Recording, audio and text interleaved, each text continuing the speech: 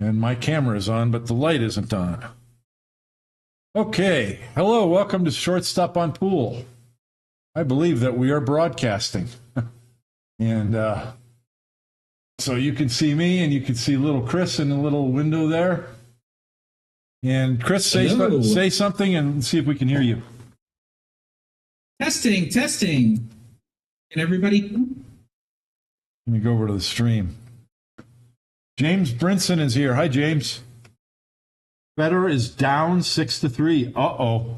I tell you what, the toughest thing in a pro tournament, a big pro tournament like the U.S. Open, it is so hard to repeat from one year to the next, a repeat win. So hard. I just heard myself on the stream, so it looks like everybody should be able to hear me. Okay, sounds good. Hey, this is Road to 200, where I get on my table and I shoot 200 points of straight pool. And if I'm playing terrible, it takes 20 innings to do that. And if I'm playing good, it takes 6 innings. And 20 innings, so you're averaging 10 points an inning? 10 points an inning. No, when I play bad, I average like 18 to 20 points an inning. And if I'm playing okay, I average like 25 or 26. And if I'm playing really good, I'll be 30 or 35 points per inning. So that's the goal. We want to get this. We want to see some longer runs. But when's the last time we did this, Chris? It was like 9 months ago.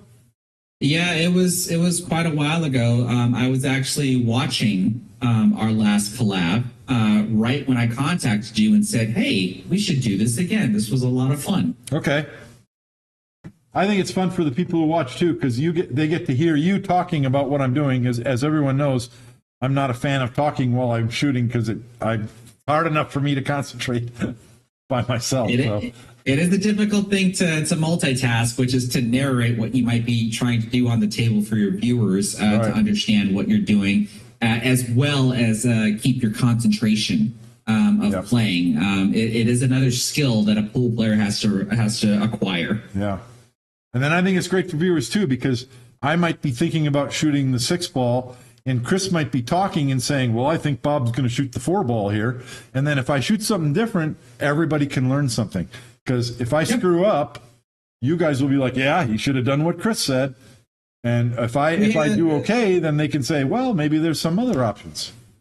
Yeah, in the last collab that we did, there was a couple of times where I was right there with you, and you were kind of pecking the balls off in the order that which I thought you were supposed to do. And then there were a couple of times that when you were debating on like what to do, I would list the options that I think that you're looking at, and then I picked the one that I would pick. And then sometimes you would pick the same one, and sometimes you'd pick a different one. Yep. So I'll talk a little bit. There's a microphone over the top of the table. So just like normal, you'll be able to hear me. And usually what that means is when I complain when I miss a shot or something. But sometimes I'll talk about what I'm thinking about. And just as a normal matter of the flow of how I play and I'm considering options, it can help. But most of the time, I'm just going to be shooting. And so you'll have Chris, and Chris will be in the chat. He can answer your questions. So talk pool and have fun. You got anything else to add, Chris? No, I'm just going to remind you this time, if you remember what happened last time, when you muted the call that we're in, I couldn't hear you, and not knowing that all your viewers could hear you. And so when you would actually talk at the table and I would talk at the same time, it would sound like very messy. Okay. So hopefully we don't have the same issue this time, to where if I hear you talk, I will try not to say anything until you're done, so that way we're kind of not stepping over one another. Okay, so let's do a quick test. I'm going to turn off the little inset camera of me. Okay. So now this is what you're going to see. Now let's get the sound. I'm going to turn off this microphone that's at my desk. I'll turn on the microphone over the pool table. And I actually have to do that in OBS, and I have to go do it in our other software as well. Correct, and that should help. Okay, now let me go over here, and go here, and go to F. There. Okay. So, okay, so Chris, right now I'm at my table. Can you hear me? Yes, I can hear you. Okay, so you're hearing me, and then the people on YouTube can hear me. And so now I need to turn off my speakers so that I no longer hear Chris talking, so I can concentrate on my pool. And so I'll have when I miss, I'll come to the computer and score it so that the numbers show up on the top of your screen. And maybe when I do that, I'll turn on my speakers and I can talk to Chris for a second. And then I'll turn my speakers back off and go start the next inning. How's that sound? Sounds good. Okay, here we go.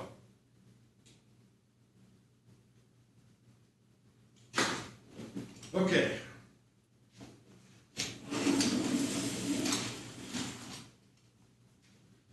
And I want a little bit of music. Echo. Play. Can't be dream. I should really put it in my headphones, but I don't want to. And I know that the music from my Echo device doesn't come through this microphone very well. So, Echo Volume 3. Yeah. Especially now when I have the volume on my Echo device set low enough that I can hear it, and it's just a soft background music for me, but I don't think you guys can hear it at all, which we need because we can't be messing with YouTube copyright, music copyright.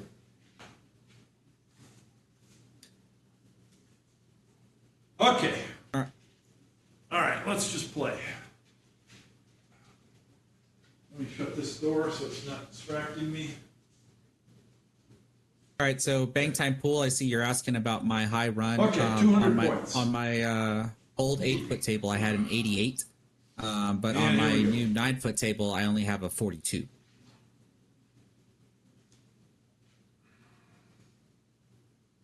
And so hopefully this time this is going to be a little bit better than last time, because now I can hear him at the table. And I will try not to talk when he's talking.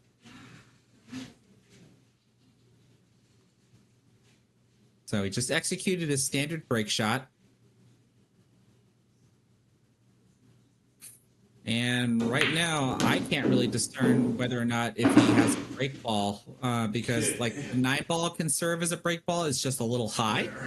but he might end up using it.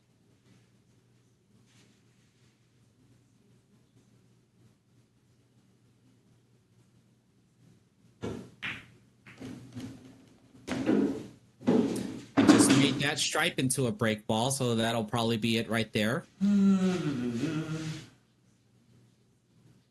So now he just needs to figure out how he's going to solve that small little cluster there, which I believe that is the 7 and the...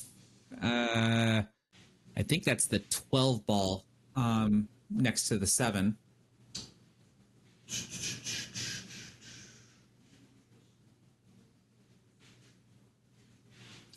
If his cue ball was at least a little higher up, he could shoot the 2 and have then have his cue ball run into that small cluster. Like this is a little too high now, because if he shoots the 2, the cue ball is going to be going towards the short rail.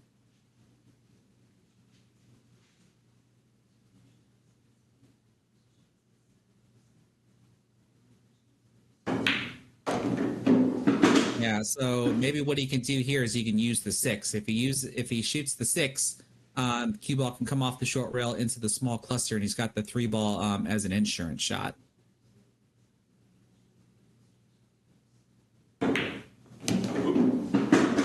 Oops, I don't think that's what he intended. All right.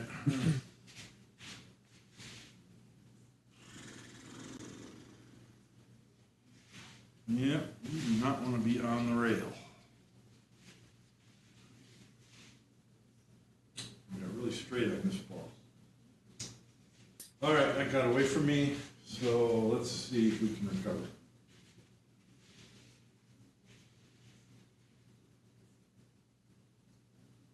Oh, this is going to be interesting. I would think he would go ahead and go for that ball that's isolated at the head rail there, and the ball that he just shot in, that would have been the ball he could use to transition back down to the bottom half of the table here. So I'm curious to see how he's going to try to maneuver back up. A nice little breakout there. But it looks like all he has is maybe a shot at the 1 ball. Oh boy. Tree topped over the 10 ball. This is not going to be an easy shot here. Come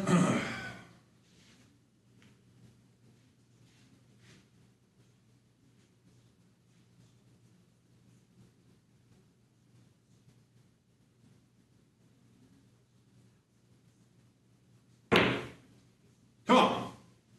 Oh. Yeah, I got out of line. Where did I get out of line? Oh, shooting the 6 ball. I'm trying to run into the 7. And I went past it and ended up on the rail. And then I barely got enough angle on the 9. I mean, if the cue ball would have peeked out past the 3, then it's so easy. But here I got to... My other alternative, which was an easier shot, but I don't know where the cue ball is going to go. The other alternative is to follow this ball and hope I get up short side on that 15. So the shot's easier, but I mean, that's the best I'm going to have most of the time. So I didn't want to do that. But drawing it, I can bump this and have the 10, or I can have the 3, and I'm improving the lie of those balls. What did I do? I undercut it. I hit it to here. So 1, 2, 3, 4, 5, 6, 7, 8. So I got 7. Yeah, see, this is not a good shot, because I can't control the cue ball to a very precise spot here. All I can try and do is, I mean, it's tough. Yeah, I mean, if you're playing 9 ball and you let the cue ball fly around, you can shoot that ball in. But if you're trying to control it, that's tough. All right, so I got out of line. Yeah, see. I chose to shoot this ball. There was a ball here. And I've just got to come down a little, and then I had an angle on this ball to run into those balls immediately. But I didn't draw that far enough. So then I had to shoot this other ball and then use the 6 off the rail to run into those. If I would have had this shot correct the first time, then those would have been gently opened and I had that insurance ball this way. It would have been so much better. So it wasn't just this one shot that, it wasn't just the one ball in the corner. It was 4 shots earlier that the trouble started happening. All right, I'm just going to keep shooting. Yeah, so you heard him just talk about it. He was trying to do everything that I predicted with the first breakout. Trying to use, I believe it was the 2 ball. Less than 14. And then he also tried a secondary break with the 6 ball. And that was only a cluster of 4 balls in the rack area. So, I mean, it's not like I had a lot of trouble. It was just a little. Hey, Solar Dale, good to see you. I know you're a frequent viewer of Bob's streams here, and I see you're keeping score. Okay. We could definitely correct him because it looks like he put a 7 instead of an 8. That's the type of thing that I've had happen to me many times. And because it's happened to me many times, I know what I'm doing, so I'm going to straighten it out right now. Okay.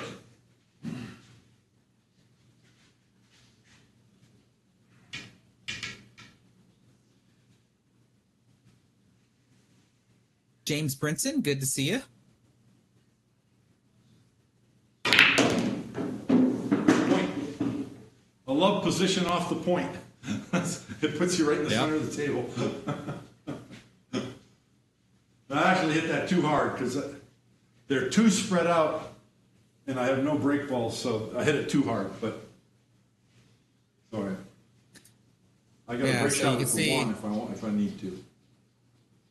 Typically, when you think about having a break ball near the rack area, it's either going to be on the left side or the right side of the break area or completely underneath it.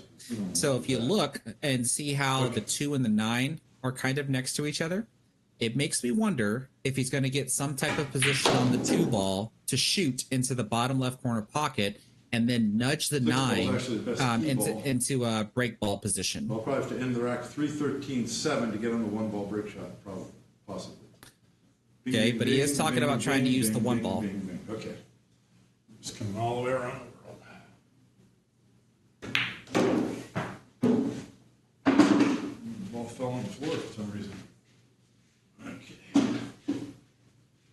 See, 14 leads to the 4, leads to the 12, 3, 13, 7, 1 ball break shot. So it's 15, 8, 2, 9, 11 gets you on the 14. So everything connects. It just goes around the world.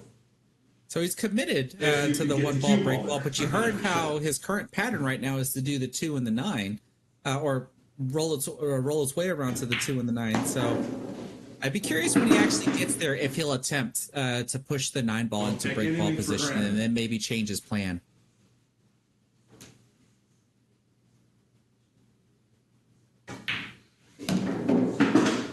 Not like that.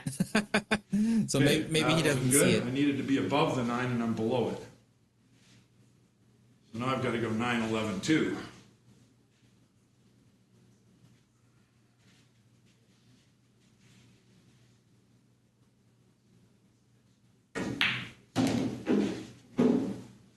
So at least with this pattern that he's come up with, he's at least sticking to the rule of try to not bump into any balls if possible.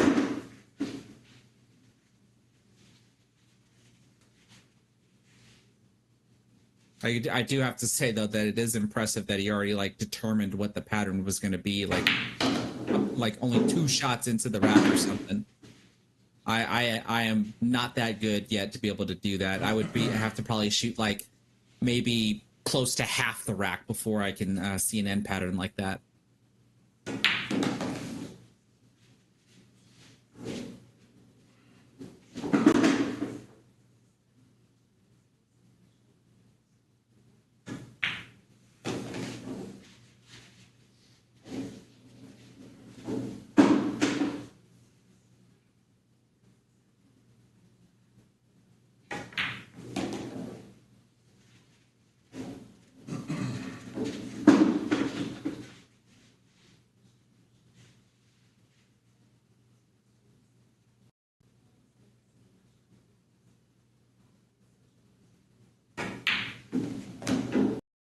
Good Yeah, I shot. didn't come out far enough. I needed to bring the cue ball much farther. Now I've got too much angle, so I can't just come down here. I've got to do something fancier to get on that 7. So that was a mistake there too. The ball that I shot here, I didn't stroke it enough to get the cue ball out. You can hardly come too far because it's real easy to hold it to stay real flat on that 13, and I got the wrong angle. So let's see if I can get this right. I can still break. Yeah, I would think. I can also just break with the 7. Yep, that's what I was going to Which isn't as suggest. good. But if I can get straight in on the 1, it's okay. That's probably better than. The problem is if I shoot the 13, even if I'm able to get the cue ball to come between these balls, if I stop here, I can't get on the 1. I've got to. Yep. You got to do so much to get it right. So I think I'll switch to the 7. Because I believe with the angle that he was talking about, he wants to be able to go on the right side Yeah, see, of the I 1 wanted to and put the the cue 7. ball on the rail for the 7. Now I've got to shoot the other direction. I've got to go this way. And I didn't hit it hard enough to get there. Oh no! All right. I We're can't tell settling you how in. many times I've done that before. That's the end of a run. And I had to. So once again, it's position. It doesn't look like a position error, but it's a position error. Because this ball's on the rail and this one's above it. So I stopped here. I need to be over here. Because then I can pull the cue ball back and get straight in on the 3, and then I can come down and get straight in on the 7, and then I'll have a good shot on the 1. So once again, it's 4 shots earlier that I screwed up. That made it hard. So that's why it's so important to take your time and get it right. So that was, I missed that shot, so it's 13. 13. There we go. Okay, we're getting back into it. We're getting the swing of it. Ugh. All right. And I'm going to continue from here just because. Why not? These are such tough break shots here because you lose momentum coming off of the rail. Nice. Very nice result Nice. there. You typically want to try to make sure that you're running And I want to crash into him running into again, the corner. and I'm going to go ahead and crash into him again.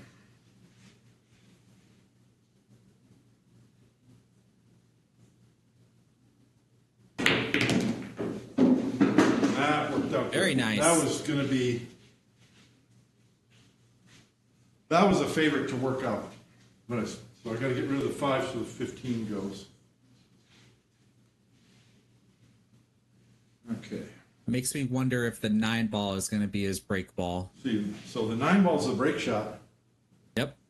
So the 11 connects to the 14. So I might clear these, then you clear these, and you get on the 11, and you get straight on the 14, and you draw back, and you're on the 9 ball break shot.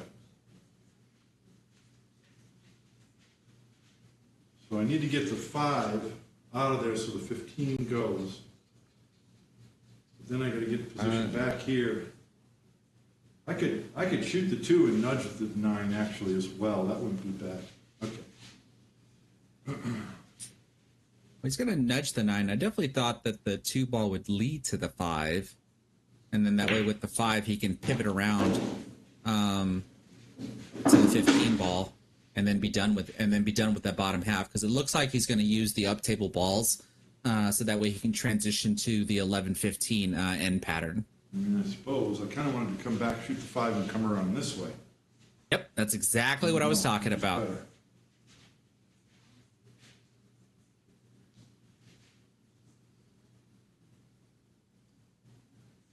Yeah, let's see. Okay, so if I come over here,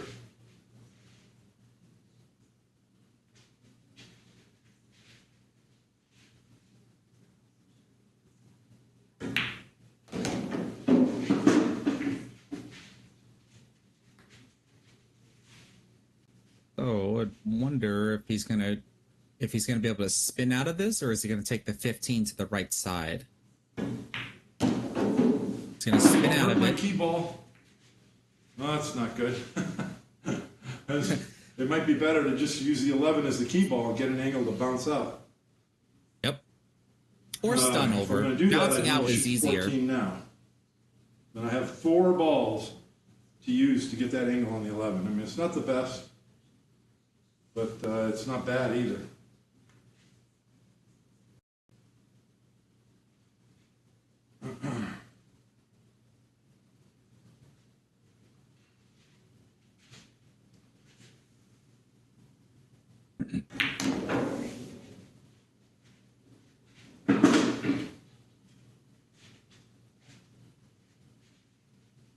I think it's got to be 8, 15, 10, and then you transition up to the up table balls there.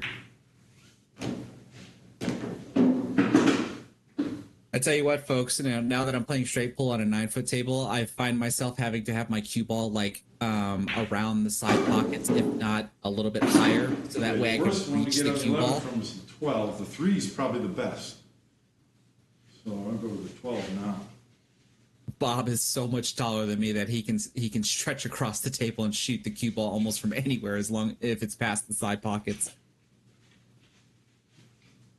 It was much easier to shoot break shots on my 8-foot table when I could easily reach them. Now not so much on my 9-foot table. Didn't want to go anywhere near my break ball.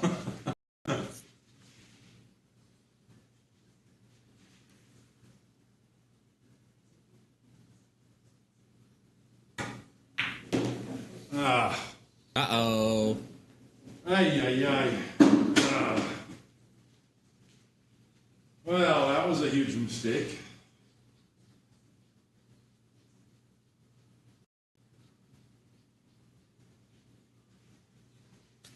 Well, Oh boy. it's hard to shoot the 1 because you're tree topped over the 3. Banking the 9 to the cross side would at least allow you to manage the cue ball and was have a big position mistake. on the 3. Or is that no? I'm sorry, that's the 13. On the overhead view, it looks like it's the 9 ball.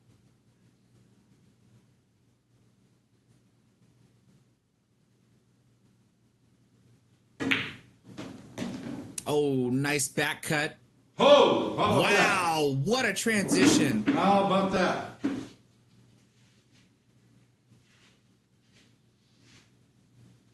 Bob needs to highlight that as a good recovery shot.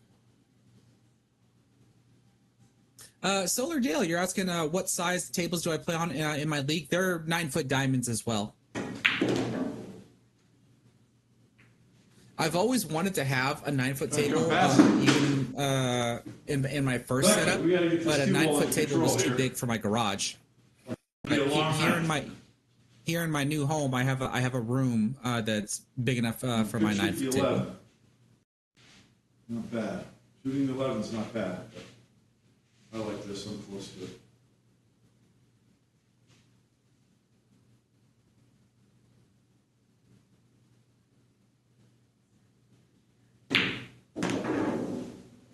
All right, hit some soft. Big bounce, as long as big it doesn't- bounce. Yeah. I think here he Yeah, just hit needs too to stop the soft. cue ball. Don't try to Decent move the shot cue with ball throwing here this back because to the head you. rail. Yeah, don't do I'm that. going to have to accept that shot. Keep the run alive. Let's get out of the first rack. There we go. Ooh, My okay. table, I can slide that ball in. Chris can't make that. If he hits the rail on his table, it don't go in. He's not lying. I am learning that my table is so much tougher than what I would have expected it to be. Because like Bob just said, that if I shot that same exact shot that he just did, where his ball brushed the rail right before the pocket, my table will not accept that shot. The ball will bobble. Solar Dale, you're asking if I anticipated more trouble with break shots. Not really. With break shots, it's mainly like I can openly admit that I was a little spoiled when it came to brushing My rails. best shot on as the table balls is the go in. 5 ball, which is my best break ball for the next round. Happens all the time.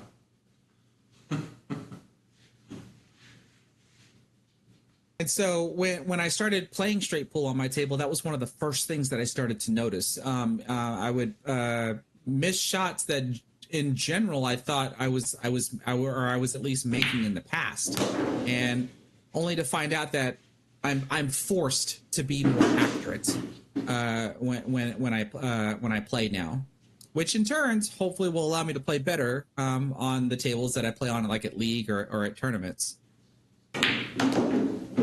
It is just a little bit more frustrating to play under those conditions.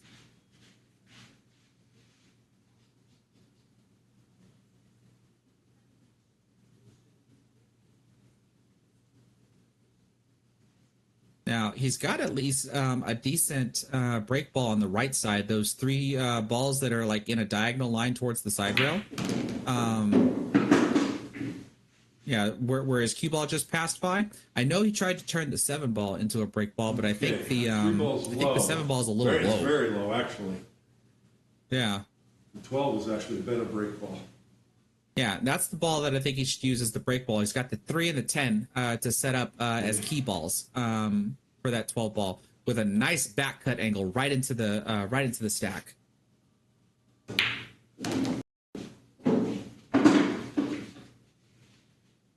He did, Silverdale, he did take away the 5 ball break shot because I think that was his opening shot just to be able to get into the rack.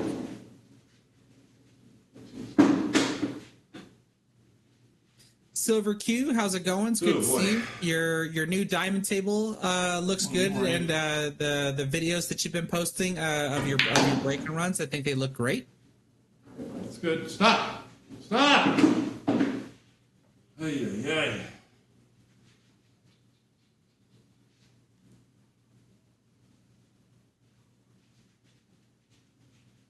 That's a little close to your work there.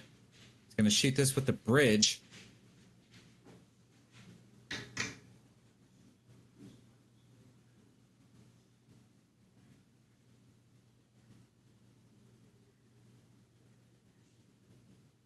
Hopefully he doesn't double hit the cue ball.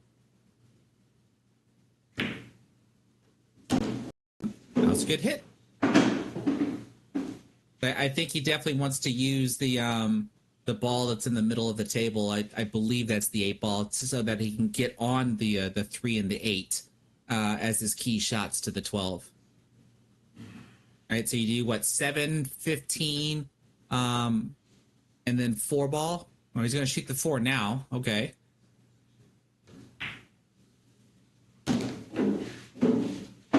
Too hard. I just want to be below it, and then I can just slide up here for the 7.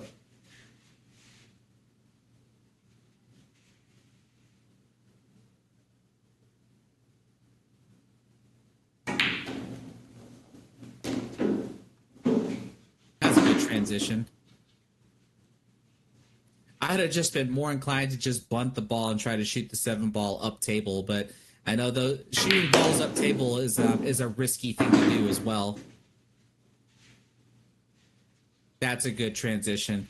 More than likely, just go ahead and go to the 3 ball. You want a small angle so you can bounce off the rail, just like this. And then a stop shot angle on the 10 ball would be perfect. I use a little low left here.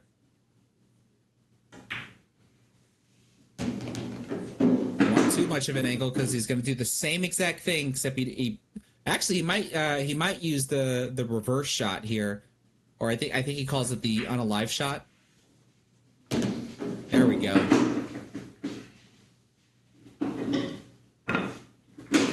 Spiral Turtle. I keep talking about it all the time.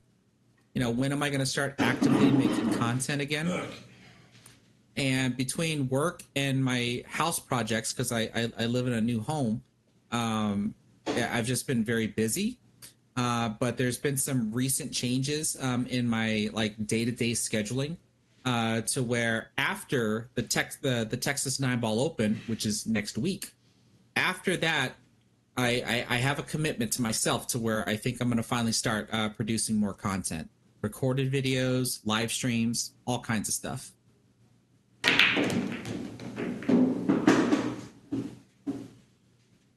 Okay. I just gotta, no two I just balls gotta touching. That's hold what we myself like to the to fire. see. No two balls touching. And a break ball. Potential break ball. Okay. 13 in the corner.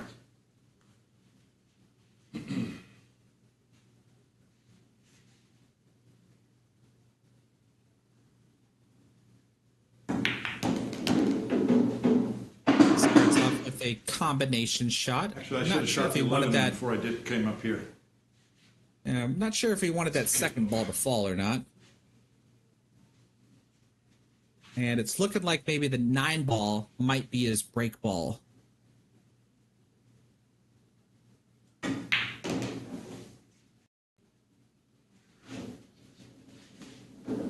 See, I should have shot the 11 earlier and then come up there. Then I could go 10-7. Now I can't do that. I'll probably leave the 10. That makes it easier to get on the 7 later. So I should have played for a flat angle on the 1 instead. Okay. Yeah, Bob, you're okay here. Maybe shoot the 1, transition over to the 11, so that way you can use the 5 to pivot back.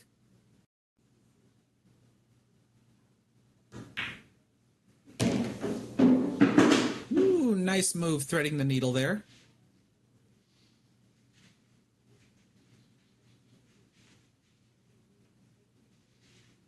Solar Dale, you're asking about my pockets. 4.5-inch pockets. They're pro cut corner pockets. So the 4.5 on the corners, 5-inch on the sides. They are tight. On my old 8-foot table with pro cut pockets, they were, I would want to say, loose because I could catch the rail and still allow the ball to go in. Here, I can't do that. I even did a test that I showed Bob the other day, to where I would take an object ball and be about half a ball to a full ball away from the long rail and shoot towards the inside jaw of the pocket at about a moderate pace. The ball won't go in. It bobbles and hangs up. Now, if I shoot a little bit softer, the same way, the ball will go in. Where I would have thought that as long as I'm hitting the inside jaw of the pocket, the ball should bobble its way in. But there's a speed limit that doesn't allow the ball to go in.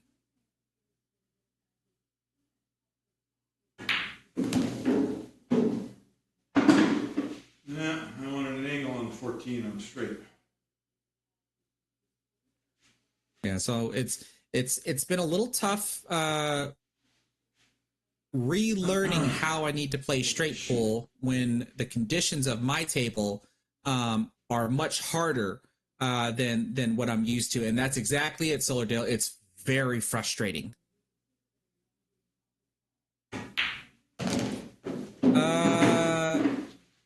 I'll just call you NJ. No, I've always had diamonds. My old table was an 8-foot diamond pro-am table, which pro-am meaning that I have a ball return. And my new table is a 9-foot pro-am diamond table. Yeah, Spiral Turtle, you saw the video that I posted on Reddit where I was shooting balls like directly towards the inside jaw of my pocket, and the balls would not go in. I made it too hard on myself.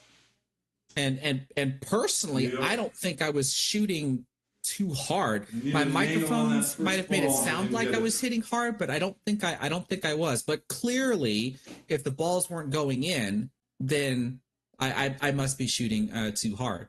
So lately, I have been hitting a whole lot softer on my table.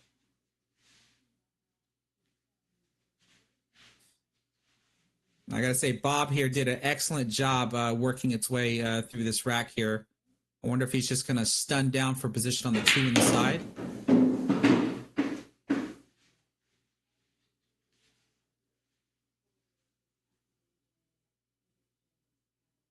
And then just push to the side rail and come back out for a break ball. No. Oh, what happened there? Okay. That was better than the first 2 innings. Let's start from here. So I don't mind this angle. Because I got to put a ton of left English to get the break. I don't mind it. Because if you just shoot this ball and go one rail, I mean, it's all messed up. But if you come 2 rails, you're going to have this shot, and I'm fine with it. Actually, the cue ball is probably like here. But I didn't set up to the shot correctly. That's why I missed it.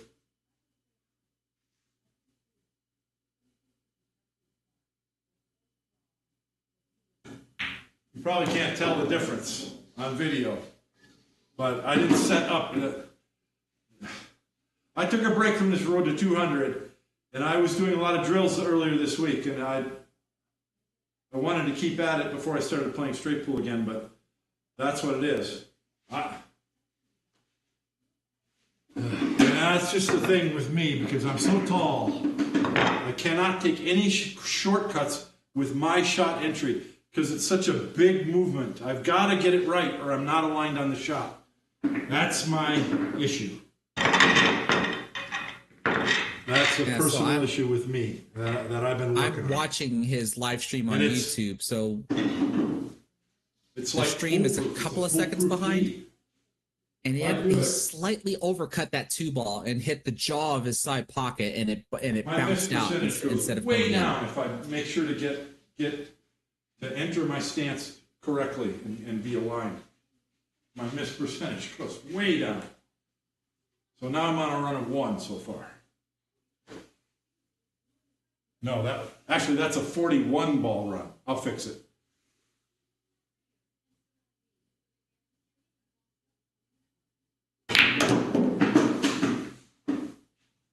He shot that with a bit of a high outside.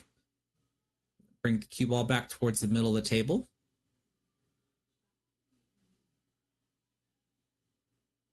Okay, 41 ball run, 1. Okay. Well, it doesn't look like this run. This one, I don't have a shot. I got the 13. That's about Dingus it. Khan, you're asking about how he's racking. So if you look close enough on his table. Potential break ball. What in the world am I going to do with this? Just trying to make sure I don't talk over him. 10 super thin. If you look close enough at his rack area, there are reinforcement labels. Out of the question. So when you see Bob rack really quickly, because he still uses his triangle rack, it allows the balls to settle in very, very quickly into those reinforcement labels. It's a hard enough shot to begin with. You really don't want to have to do that. And all I'm going to have if I come up here is the 10. If I come out of the corner, I can come at these balls, but that doesn't have to turn out good. 6 ball goes if I can get here. All right. 13 in the corner. Yeah, so with those, actually, yeah, so the reinforcement labels are not like a magic rack. I actually, wow, that was a great shot there. I had no idea if I was going to hit it or go around it. I thought I was going to hit it, because if I hit it, I have the 6. So I have a very similar setup at my home with reinforcement labels, and so, but when I play like 9 ball or 10 ball, I still use a template rack, and I place the template rack over my reinforcement labels, and that's because template racks, like a magic rack, allow the balls to lean towards the center ball, like the 9 ball or the 10 ball or even 8 ball. Whereas reinforcement labels, they allow at least the balls to be touching, but they're resting on the table. They're not actually leaning towards the center of the table. So they're not technically the reinforcement labels that we have here do not technically create a tight rack like a template rack would do, because like I said, the balls are just resting on the table, whereas with if there was a template rack, the balls would be leaning towards the center ball.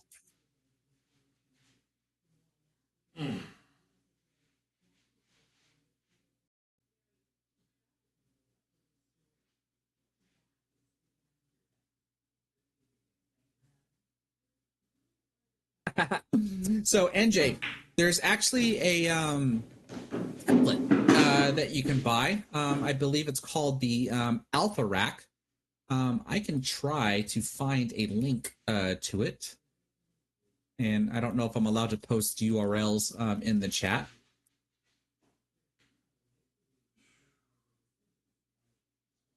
Because it's something that you can buy. I think it's on Etsy.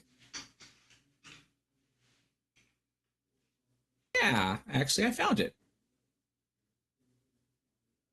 So I don't know if I'll be able to post this. I'm going to try.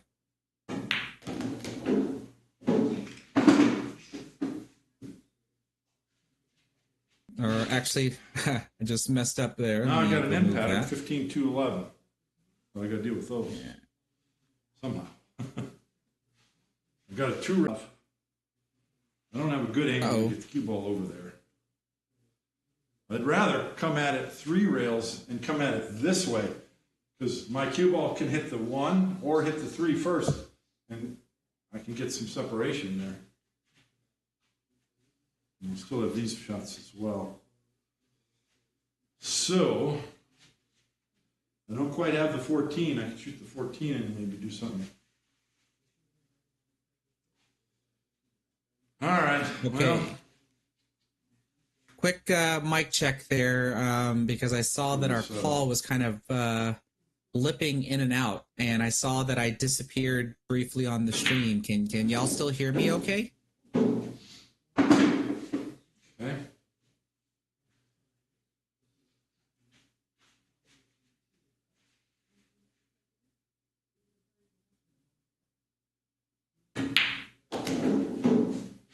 Now, can I get an angle on the 14 to send the cue ball here and hopefully split those balls and get a shot? Okay, good. Thank you, NJ. Thanks, Solardale. Can everybody see the link that I posted? I don't know if maybe Bob's setting might have blocked the link from being posted in the chat. But I did post a link to the Alpha Rack that you can buy off of Etsy that helps place down the reinforcement label. Now I got troubles. Darn it. I messed up. I totally messed up. Darn it. Okay, so thanks, Solar. I'll have Bob when Bob returns to his computer. I'll have him post the link, because since he's the administrator of the stream, he should be able to post links.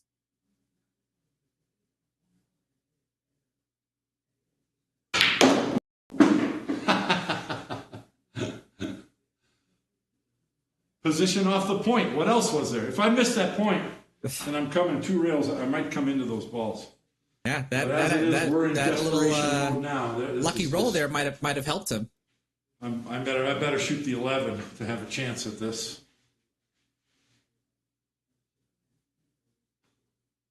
Honestly, I don't know what else to do. That's really unfortunate that those, I mean, you know, what if the 1 stops here or the 3 stops here? Then it's nothing. Then it's absolutely nothing to worry about. I'm going to have to shoot the 11. Well, I would wonder if he could try to draw off the 2, and he can bump into that stripe and try to push it closer to the side, maybe. And that might allow him to maneuver from that ball to those last 2 that are basically going to end the run if he doesn't get anything. Too much angle on the 2. Yep. 15's because he can't get flat on the ball with the angle that he has on the 2.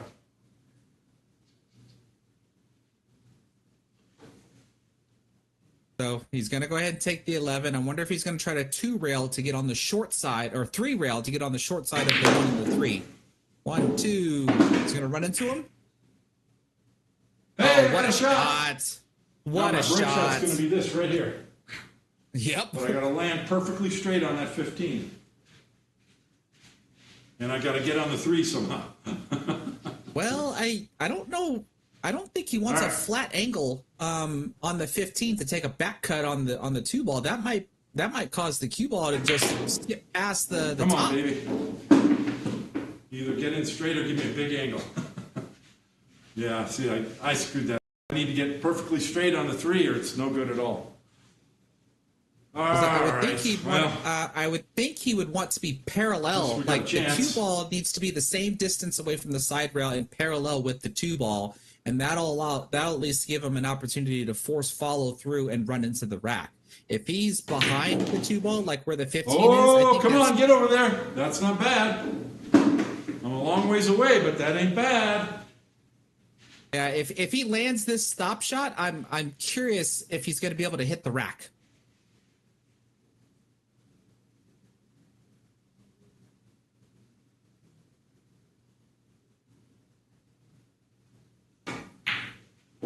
All right. Oh, what a shot. How about that rack? Woo! So let's see here. I'm curious if this angle is going to allow him to hit the rack. I mean, the overhead view doesn't look like he can do it, but maybe camera parallax is lying to me. This is one of the coolest things about straight pool. It doesn't matter how bad the previous rack was. Every break shot is a new day. So now you can. I do agree with that. Have a better time with it. That's a cool thing about this game. Now, the issue with this shot is, if I hit this hard, the cue ball is going to deflect and go right past the rack. I've got to. Yep, that's exactly what I was talking about. Just come off the top, and hopefully I'll have a shot on the 1 or maybe the 4. I don't even know if smoothing the ball is going to be. I think the shot's too thin, but hopefully I'm wrong. That ain't bad. Oh, what a shot. Oh, come on. Ugh. Well, I actually could have hit that harder. I didn't think I think I could have. Okay, so 1 ball, 1 in the corner. I think he's gonna billiard off of the 3 to make the 1. Or never mind. I guess he could see that's the 4 ball he can billiard off of.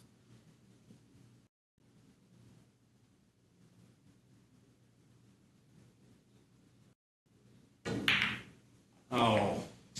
That was a valiant effort. Would have had a shot on the 8. Could have had a chance to go. God darn it. You'd think that carom shot is super easy. It's like, how do you miss that?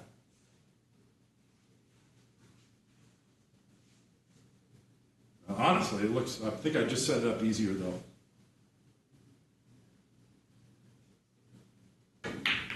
Wow. Yeah, it ain't easy as it looks. It looks real easy. It isn't. That's unfortunate after all that shooting and everything. Cue ball stops behind the 6. I got to stop talking and just shoot because I'm probably interrupting Chris anyway. You can't hear me, Bob, but you're doing just fine.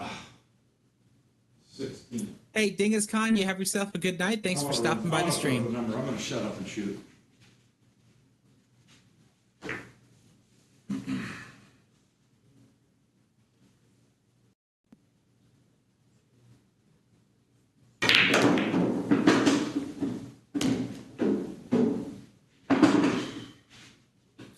Actually, you know what, NJ? If you're still here, what I can do for you is I can go get my Alpha Rack so you can see what it looks like. So I'll be right back.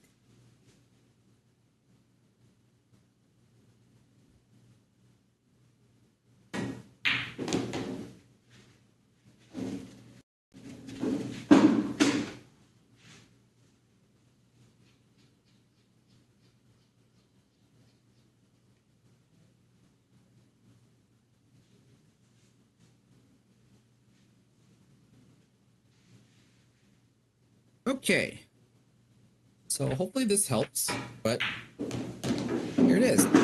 It's just a plastic template, and you can see it's got the holes where you would place all of the reinforcement labels. So you pretty much just put this down over your rack area, and you kind of tape it down. That's why you see I have little reinforcement labels here on the edges here that kind of hold it down. And then you just place each one of them in, and then just remove the whole thing, and you're good to go.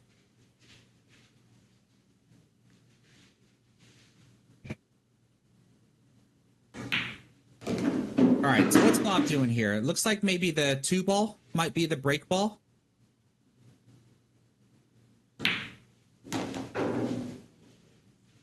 And if I understand the way he usually plays his patterns, the 6 ball is going to be a key ball, and either that 4 ball or that 10 ball is going to be his K2.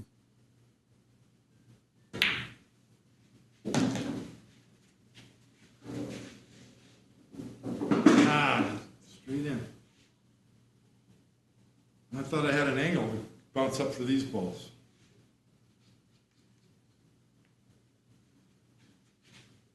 So if that's the case, then shoot the 4 ball to get that angle that you're using. That way you can leave the 10 to set up for your 6 ball. But you just took the 6 out. So now that makes me believe maybe the 12 ball might be the key ball.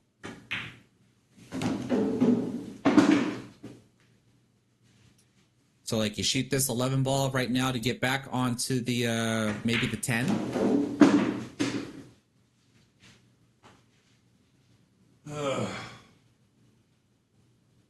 This is what I appreciate so much about straight pool, because an 8 ball and 9 ball, yeah. Because an 8 ball and 9 ball, it's not that big of a deal when you get out of line, but in for your end patterns, because you know you're just trying to play the balls into the pockets. But a straight pool end pattern, if you get slightly out of line in your end pattern, it can ruin your end pattern. I can either come 2 rails or I can shoot the 4 on the side. Oh, actually, the 4 goes right here. Oh, Jesus, what are you looking at? Ah, okay. All right. Yeah, so unfortunately, he just spotted that the 4 ball can go into the lower left corner pocket, so that's what he can play position for, because he wanted to play these 2 balls here into the same pocket. But he is using the 12 ball as his key ball to go around to get position on the 2.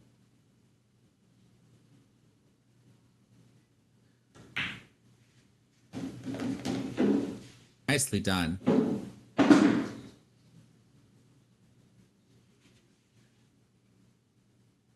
Just maybe a rolling cue ball with a touch of outside spin. Like that.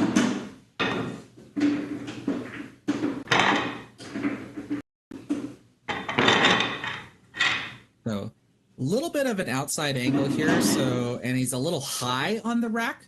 I think if he was a little lower, he would try to hit this with a little bit of a top inside and 2 rail the cue ball out of the corner back to the center of the table. With it being this high, I wonder if he's going to use a little bit of draw. I think you could still maybe use top spin, but you might be risking the scratch. Yeah, and there's the draw that he tried, but we missed the 2 ball.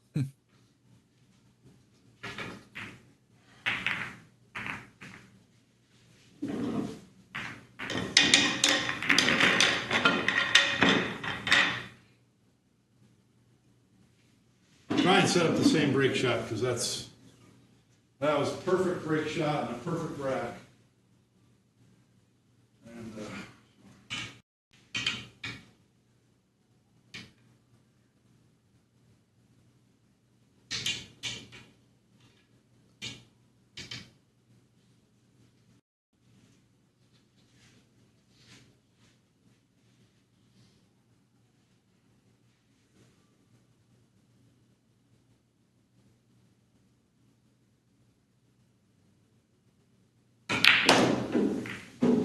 There we go. That's what he wanted. that's more like it.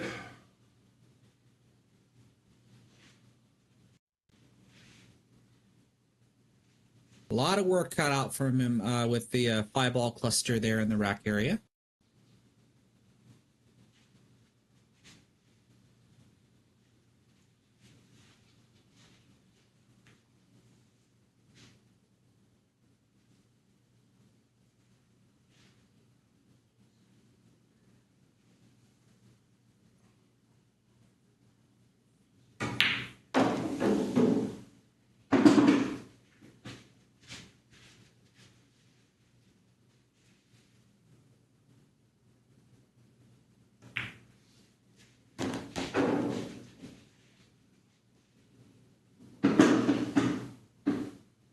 Just curious, what is he going to do to try to break into that 5-ball cluster.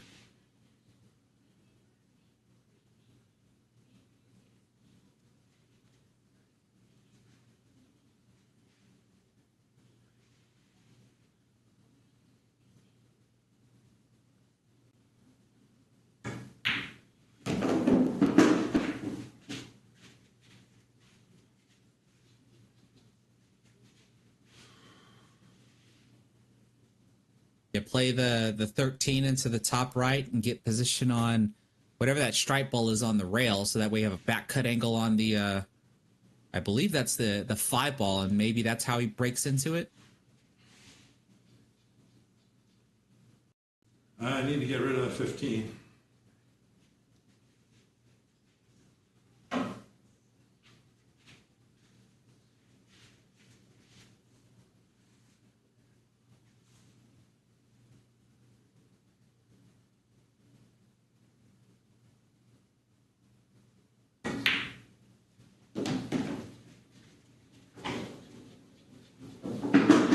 He talked about getting rid of the 15, which he's in position to do.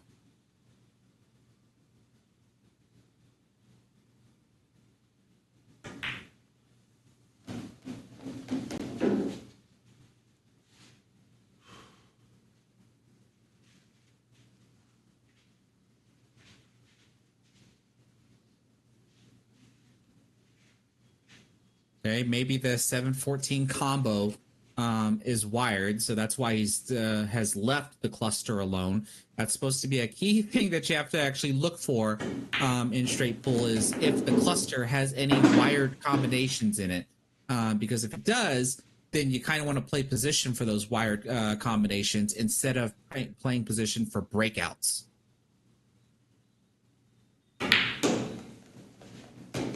Or something like this. We had one ball that we were able to shoot in. Once we shot that one ball in, and we also moved another ball, but we can see that we freed up the 14. Once we shoot the 14, and then we have to move the 8, then the 6 and the 9 are free to go as well. I might bump into them from this angle too. Yeah.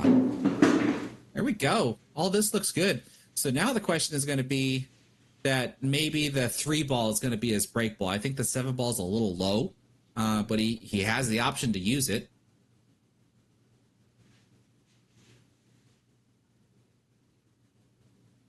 I don't know. So maybe 9, 7, 8, and then use the 6 to transition to that last stripe.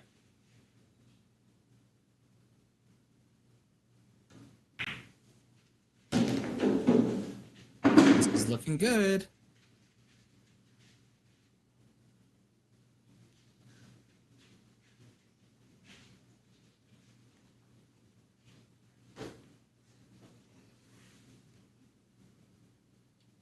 You see how he's able to reach that? I would have to get my bridge in order to shoot this. There's no way in the world I'd be able to reach that.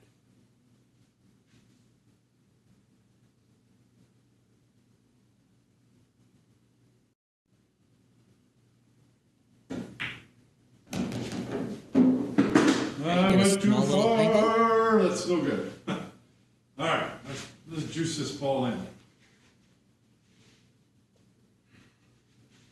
I think you have to hit this with the bottom right spin, so that way it gets shortened off that side rail and doesn't really move a whole lot. Nope, I couldn't hold it. I went too far on that ball, and I got too much angle here too. I wanted to be flatter. I got too much angle. Darn it.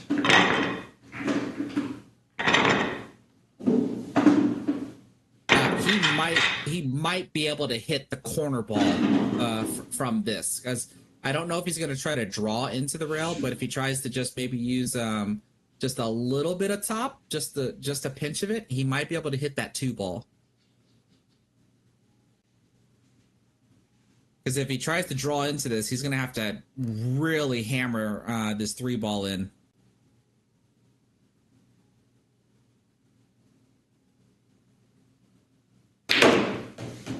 Yeah, see, that's what I was talking about. Not a very good break result, but I have what no else can you do? shot. Unless I can cut the third six in. I got to spin it in. All right, six ball, cross side. Cross side.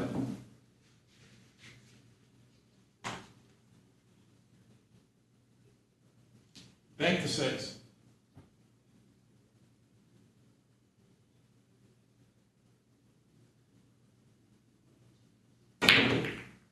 Oh, come on! Oh, so close, so Dang it. close. Hit the I freaking think point. actually, if he would just if he would have hit the six a little bit softer, but we probably wouldn't have spread the cluster open. But it would have widened the angle on the six ball bank and allowed the six ball to go in. So I'm stretched out over the table, but I'm.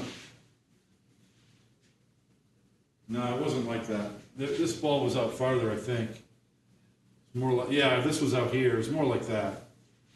But I got the wrong angle. But even so, I didn't take the time to look at it and get it right.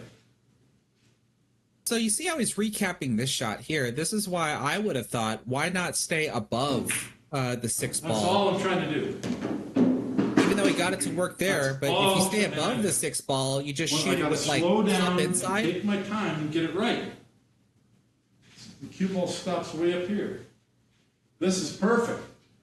This is absolutely perfect. That's the break shot. Yeah, So it's I would have position thought at with the end of the rack. I gotta slow down and look at the angles and get it right.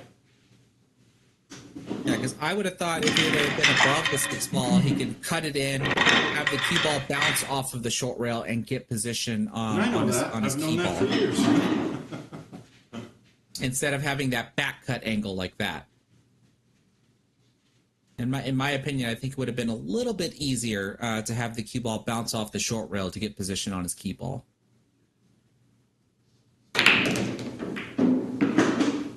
And that way you can have a much better Jeez. break like this. See how good of a break shot that is?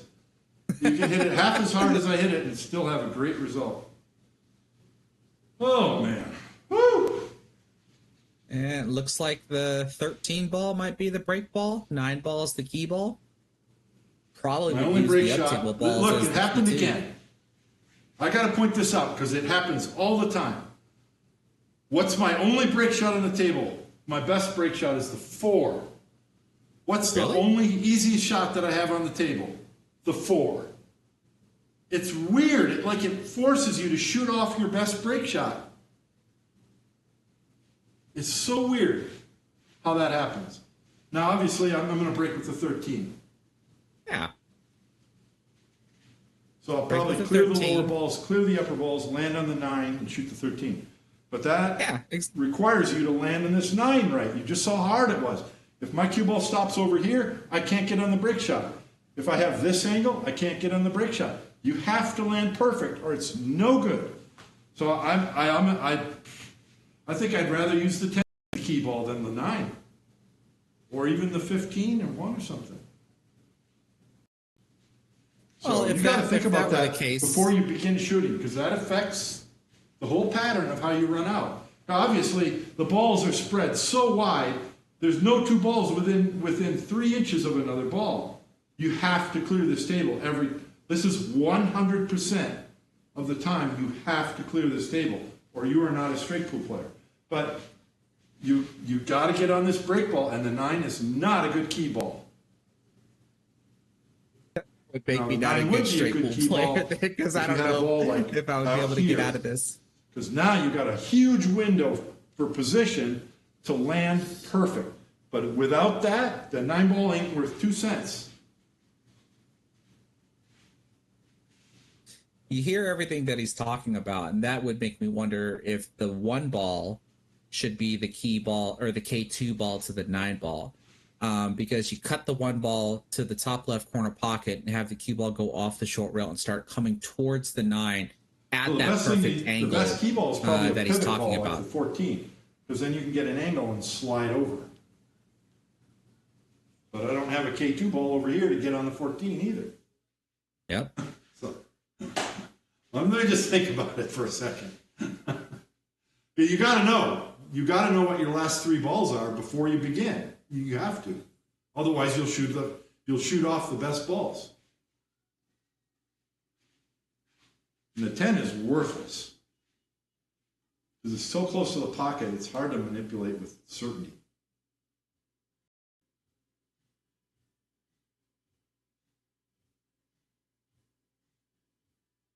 John Schmidt would have already cleared this rack and be on the brick ball already. All right, I'm going to clear these three and then look at it again. Because I know none of these are going to be part of the event.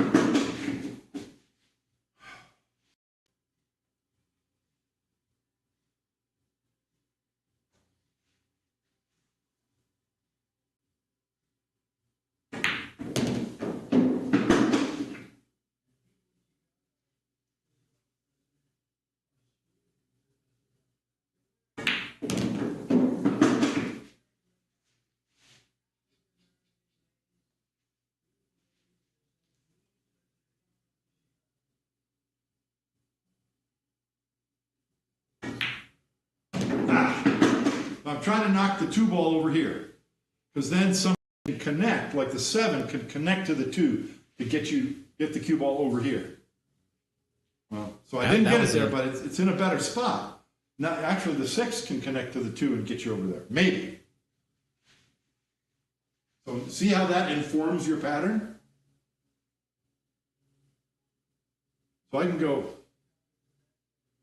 3, 8, 9, get these 3, and then 7 gets you on the 6, gets you on the 2 to get over there. You break the rack with the 8 as well. But there's no good way to get from the 8 to the 9. So that's no good. Yeah, when he said 3, 8, 9, that made me wonder, like, how is he going to get on the 9 from the 8 ball? All right, so we got to get the 9 right now.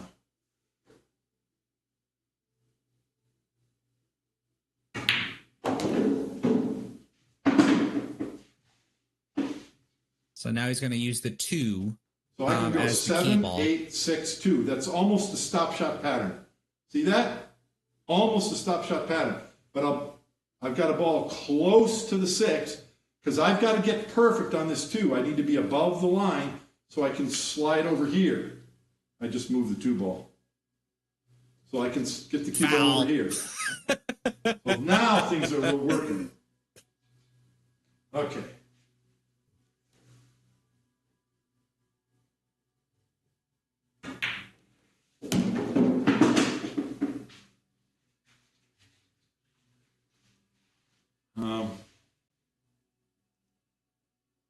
Okay. Take the stripe, and then I think that's the 1 ball. All right. Now we're... Okay, this is fine as well.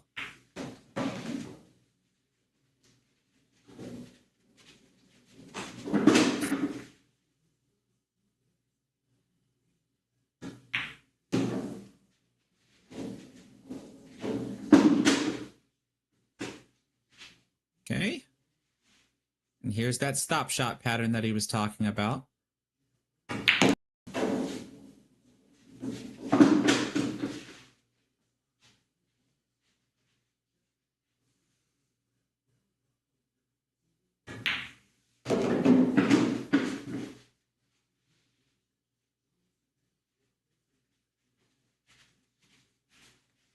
So he needs to kind of stun the cue ball off of the 6 a little bit just to get barely across the shot line of the 2 ball. Okay, decided to roll it with a little bit of outside spin. So now he wants to place the cue ball near the side rail to have a nice thin back cut angle on that 13.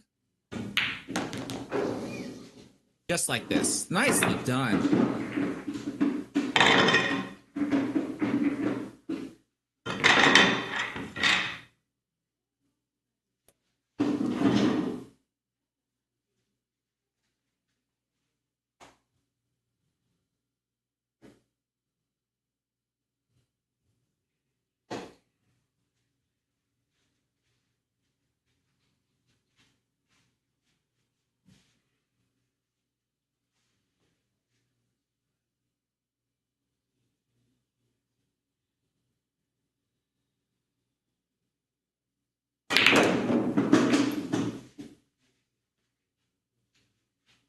Well, okay.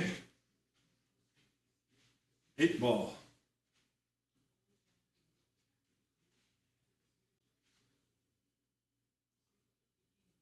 Just gently roll this 8 in the side, maybe.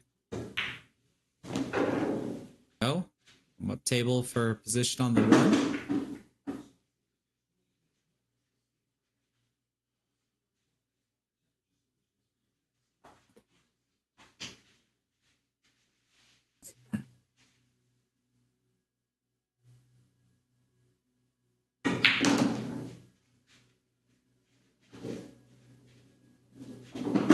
Not a little bit too hard. I wanted to be here to tap the I think he was 12. trying to get on the 2 ball, yeah.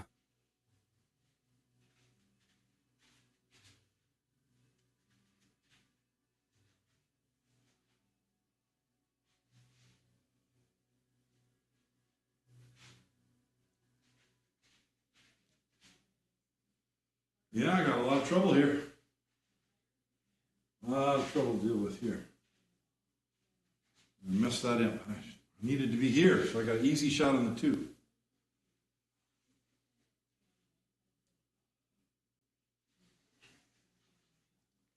Two.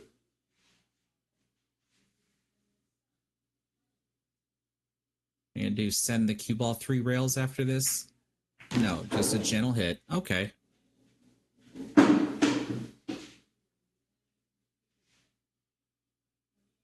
I'm trying to preserve the 6, and I shouldn't.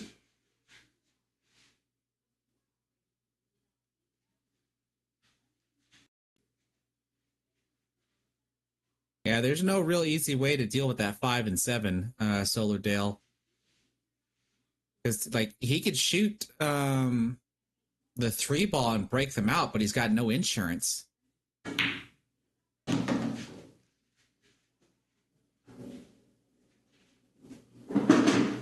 Like he might be able to do it here with the 15 ball also, but no insurance. It looks like that gesture there makes me believe that the 14 passes by the I think that's the 4 and the 9, but definitely does now. I'm gonna let my cue ball go. I sent the 14 into these balls, which is what I wanted, but I wanted my cue ball to stick. Okay, though. So what do you shoot the 11 to recover from this?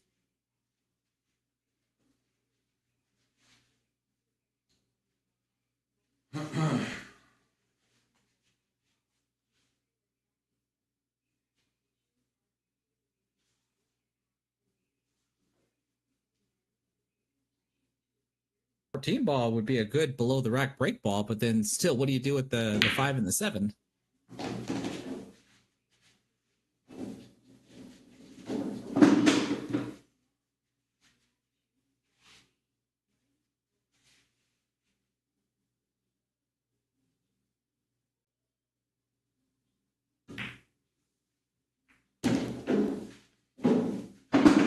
That's a good shot.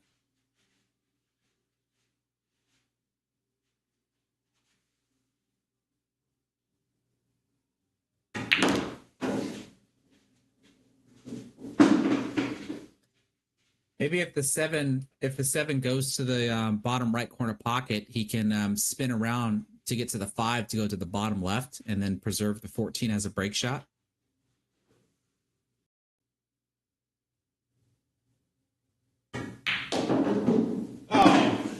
Oh, the cue ball catches the point. I don't think he wanted that.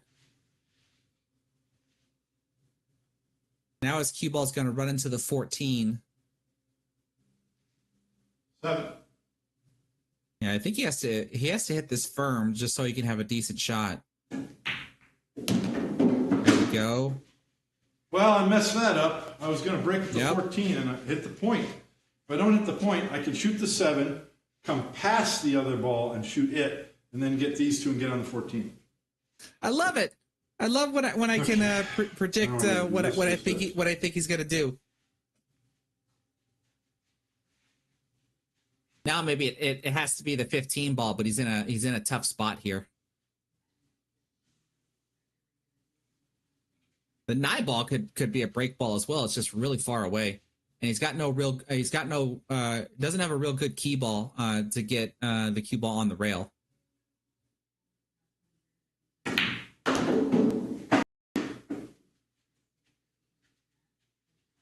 Well, never mind.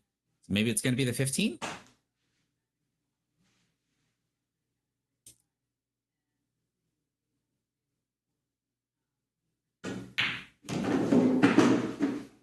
Definitely the 15.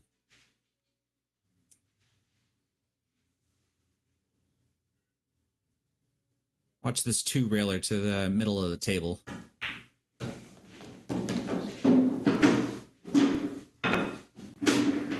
Because I believe the rule of thumb is supposed to be that when the break ball is very close to the rack like this, you don't want a back cut angle. It makes the shot so difficult that the risk of making the ball and breaking the rack is too high. Or at least here, he's definitely going to be drawing the cue ball. The question is going to be, is he going to try to draw it to the middle of the table? Or maybe he'll get fortunate and he'll draw it over to the side rail and then spin down towards the foot rail. Or he'll do the Thorsten Homan break and draw the cue ball. But it looks like he's got a high ball on this one. Okay, never mind. Yeah, what you can do about that. I'm going to call that 8-ball, I believe. Maybe he's got a combo. Does he have to rail first it? Yeah.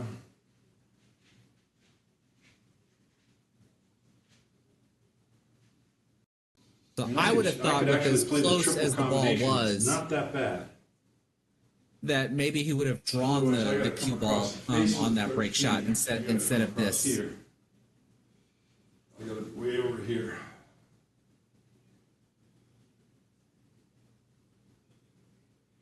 Okay, we're using the mirroring method to determine where he's going to kick on the rail to try to combo the 13 into the 8. Just kind of hit this with a rolling cue ball. 8-ball in the corner. I just hope that he's not going to scratch in the lower right corner pocket after it comes off that 13.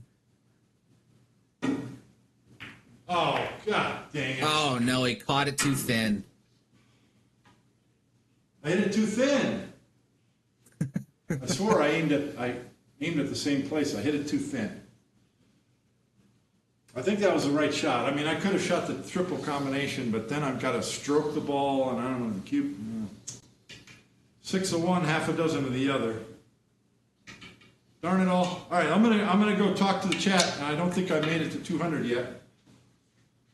My guess is I have 123 points. Hey, he's coming back.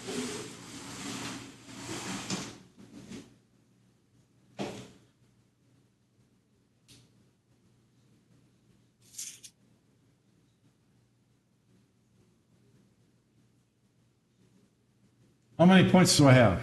Oh, I only have 91 points. Ouch. I thought I had 123. I had 2 runs in the 40s, right? Oh, I didn't score this one yet. Wait a minute. So I just made the break ball and then I missed. So I got a 43. 43 and... Yeah, 134. Okay, 134. All right, that sounds about right. But a 22 BPI, which is the middle... When I talked earlier, before I started, I said 18 to 20 is playing bad, 20 to 25 is average, and I want to be at 30. I'm at 22, so I'm average right now. What do you think, Chris? Can you hear me? I can hear you through my speakers, yeah.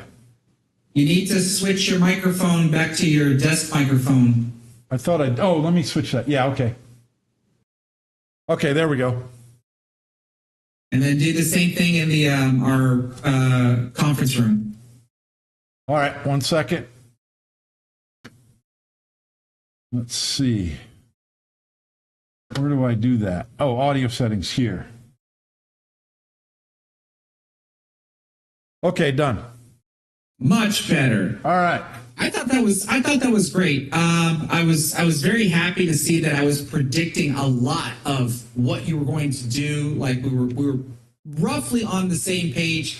I think if you go back and rewatch some of the commentary, you might find one or two spots where I thought of something a little bit different. For example, actually, Okay. because you recapped it, when you got your back cut angle on the 6 ball to try to transition up towards the 2 balls that you had on the side rail, but you got too wide of an angle, and you couldn't hold the cue ball for your break shot. Oh yeah. It was like the next to last rack that you just did. Okay. I was thinking that if you'd have stayed above the 6 ball, so that way you can just push the 6 ball in Yes. and go to the short rail and bounce out Yes. towards the side rail. I Yes. thought that might have been a little bit easier than trying to have a back cut angle. I'll go but show it I- on the table because I know exactly. Yeah. So But I am. a lot of your viewers are interested in this. They were asking about it, so I don't know if you want to try to post the Etsy link on where you can find it, because I tried posting the link and your YouTube chat won't allow it. It's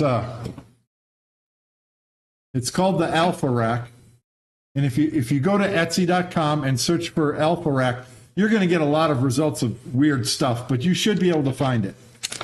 You can even go to Google and search Alpha Rack Etsy, and it should come up. There you go. And I keep telling myself to contact the maker and see if I can work out some kind of deal, because I'll promote this, because this is the best one. There's another one that's for sale, I think, that's easier to find, but it's made out of like 1/8 inch thick material, and the holes are bigger. I don't like it. I think this one's the best one. Oh, you're talking about the Permarack. Is it called Permarack? Yeah, hold on. I'll go get mine. And then there's a third one, which is a thin template like this, but it actually has a backing that you peel the template off, and it has like multiple sheets. This is the best one, in my opinion, Alpha Rack.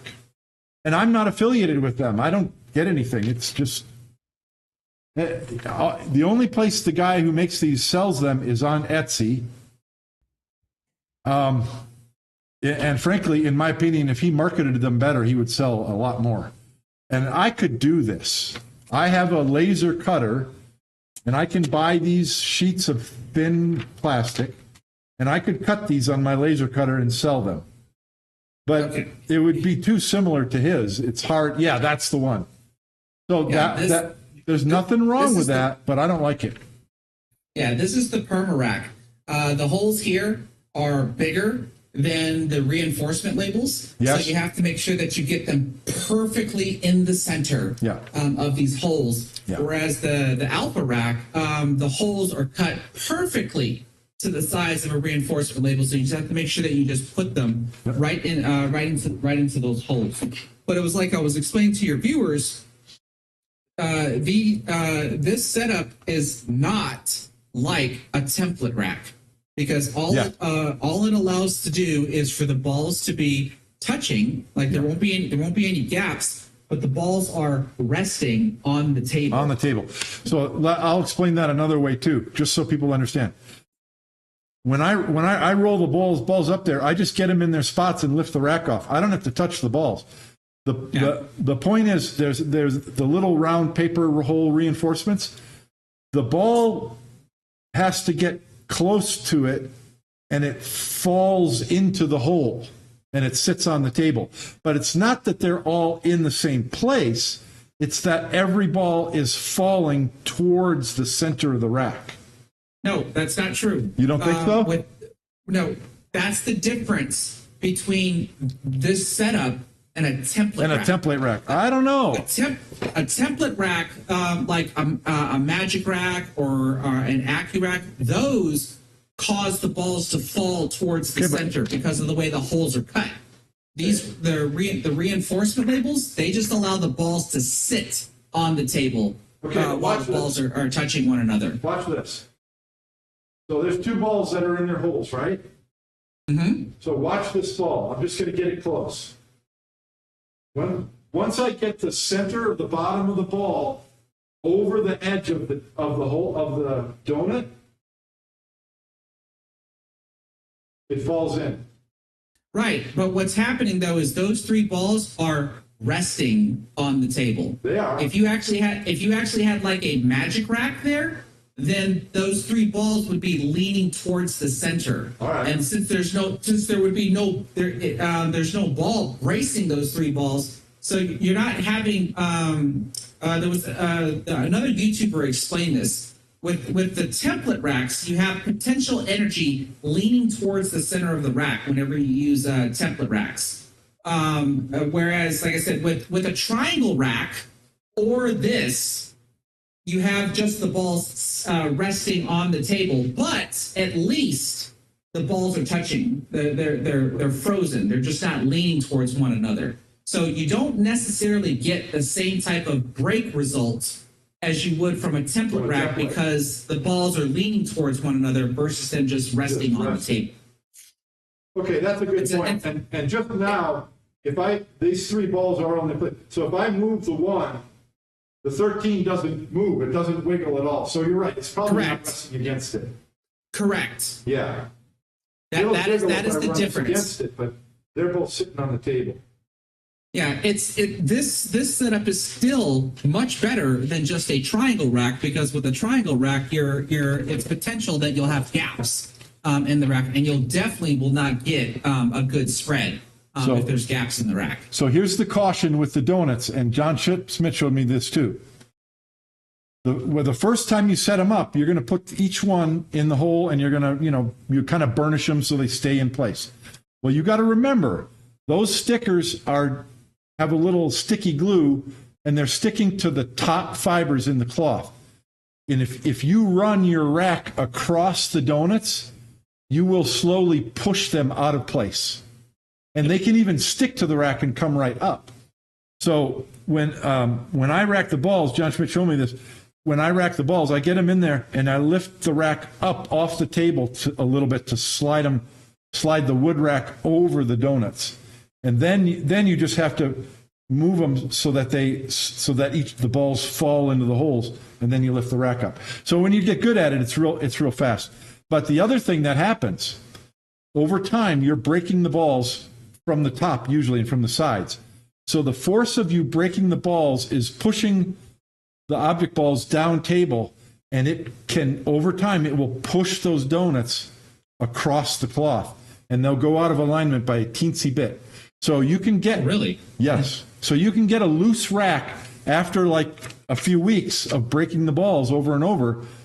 All of a sudden the balls start racking not as well as they used to. And so then you go put your template over the donuts, and you'll be able to tell which ones have moved. Okay. Yeah. So there is no rack that is perfect. They all take skill, and then these take maintenance. So with these things, every couple of months, I make a point to just pull them off, because the sticky stuff can get looser over time as well. So it depends on how often you use it, but for me, it's like between 1 and 2 months. I just pull every sticker off, and I put a brand new one on, and I have fresh glue, and they're stuck in place real good. And so you have to do that to keep them going. Yeah, so that's why on my table, like whenever I play 9-ball, I still put a template rack on top of the reinforcement labels because it doesn't generate the same type of break. Yeah. Because of what I described, where my template rack will cause the 8 balls to lean towards the 9-ball, whereas if I just put them in those reinforcement labels, then the 9 balls are just resting on the table, and it's not the same thing. Now we should mention Danks 9000 just brought up the other criticism of this rack, which is very valid, and that's if a ball's rolling very, very slowly and hits one of those donuts, it can get deflected. And you probably can't see, well, maybe you can see on the screen, but like I'll try and simulate that right here. Even there, it kind of stalled for a second when it rolled over the center of that hole. Yep. Yeah, see that? So if it's moving real slowly, it'll change it. So that is but I've been playing with these for 3 years now, playing straight pool. And in straight pool, more than any other game, you're shooting shots where your cue ball's coming in here and you're tapping these balls and things. And I have never had a complaint. It's fine. Sometimes the slightest wiggle of a ball can move it in front of another ball and you don't have a shot. But I can't, 1 in a million. I don't have that happen. The argument works the same way because it's a condition that you would accept because of the setup. Mm-hmm. But to me, it would be no different than to say, well, when like Danks is saying that the triangle rack is the best, it's the best because there would be no interference once the rack is broken. Right. But I don't know how you could actually describe the best because you can't get a guaranteed frozen rack with the triangle rack. Yeah, the triangle rack, the disadvantage is it's super hard to get them frozen all the time.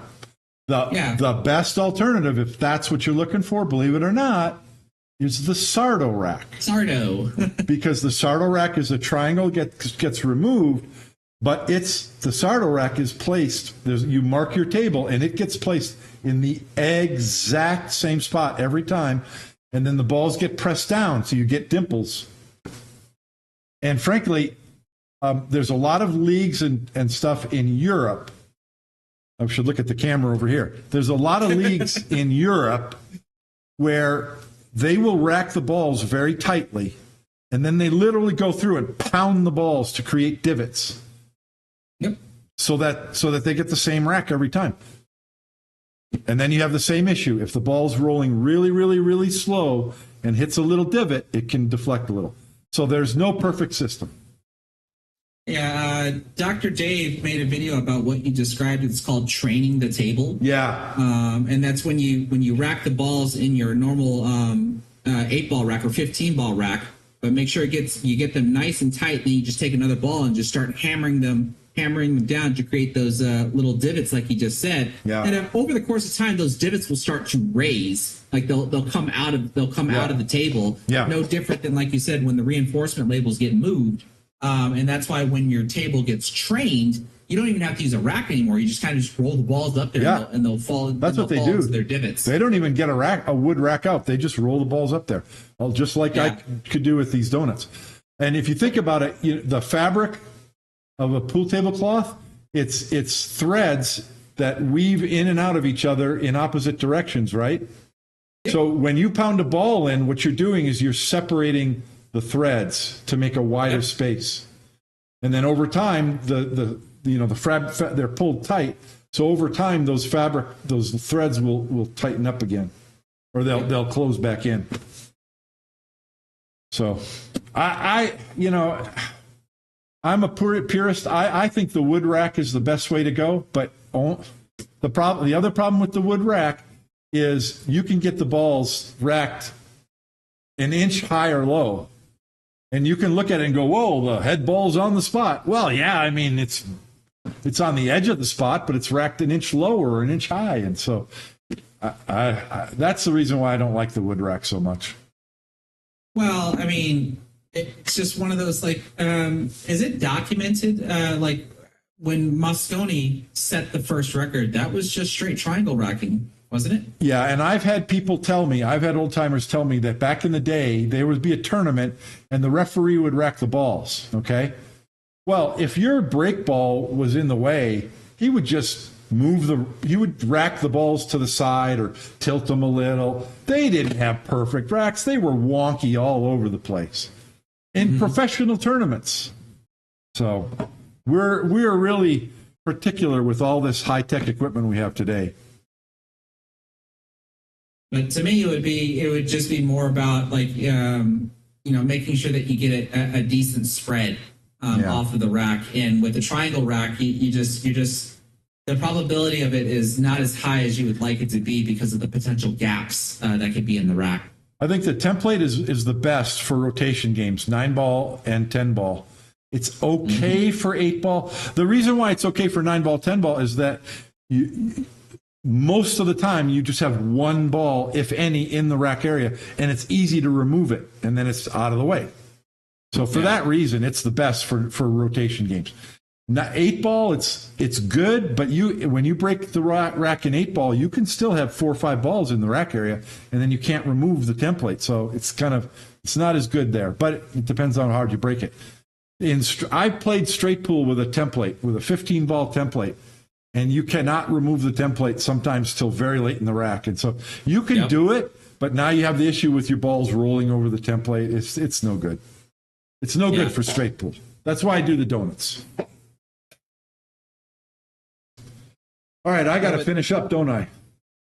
Well, it's up to you. I have how to. long you've been. I got to get 200 points. And I would like to run over 70, and I sure would like to run over 100 too. Bang Time Pool says the template's not good on the bar box. And I can see why, because even 9-ball and 10-ball, you could end up with balls in the rack area that interfere. Well, I would basically say that it's no good / okay for bar box because it makes it tremendously easier. Yeah, that's true. Tremendously easier. Well, I think it makes it easier on a 9-foot as well. Yes, it makes it easier on any size table, but the smaller the table, the easier it is because there's no such thing as a long shot, and so on and so forth. The big difference for me, and my gray hair is going to complain about it, is I remember the old days in the Camel Tour and tournaments around the late 80s and 90s.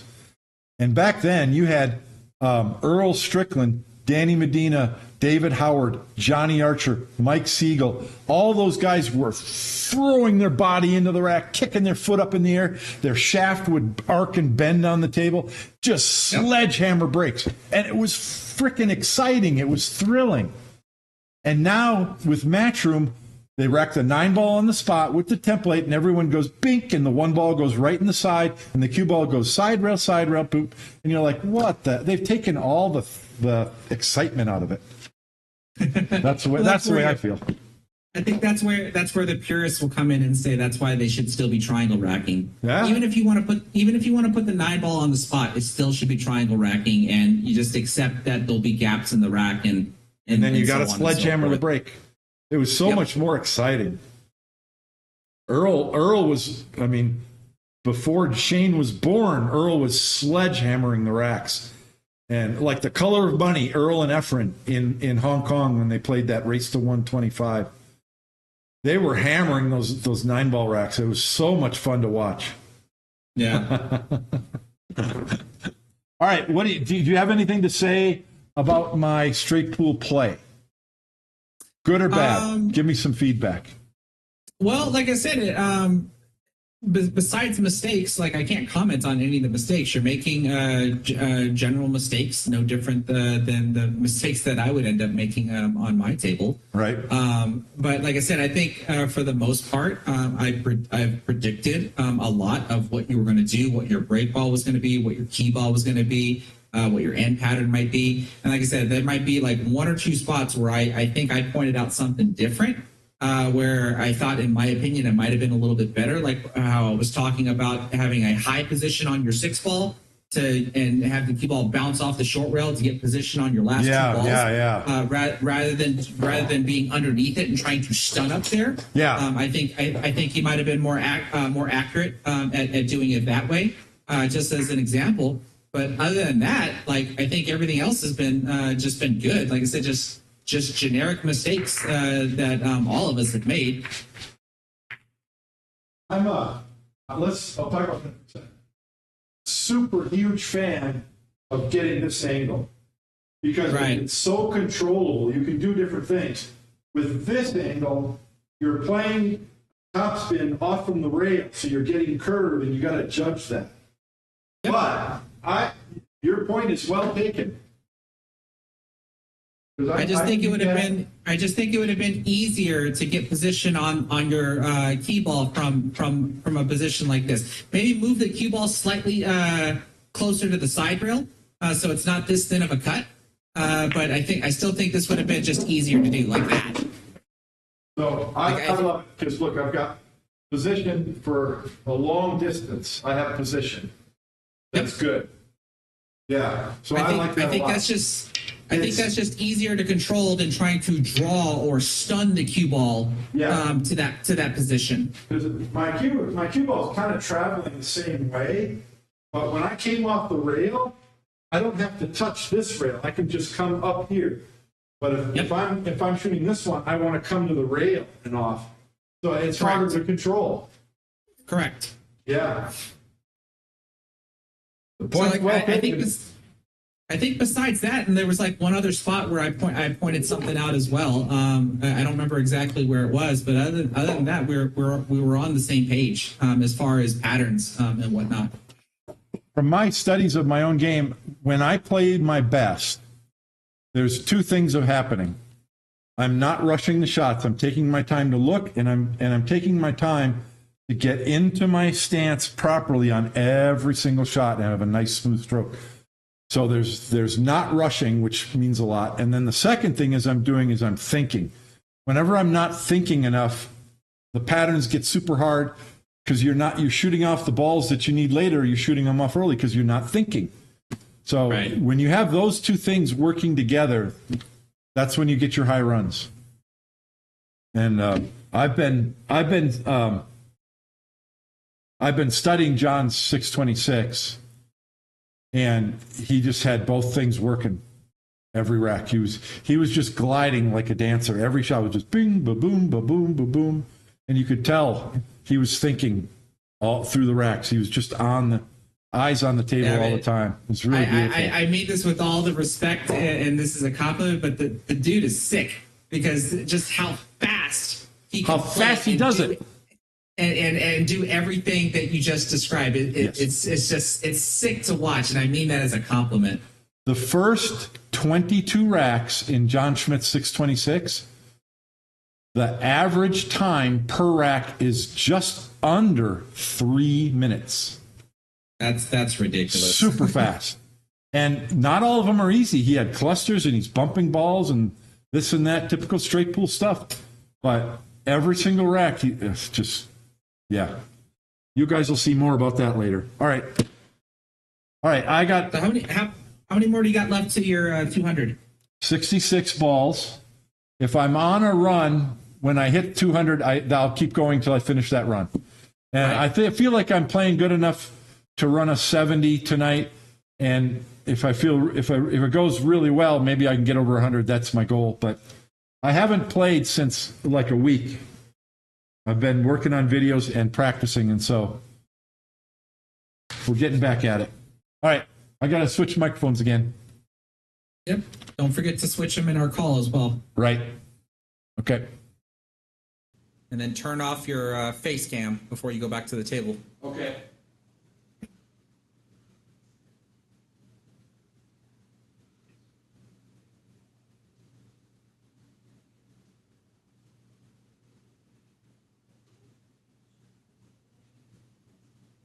Okay.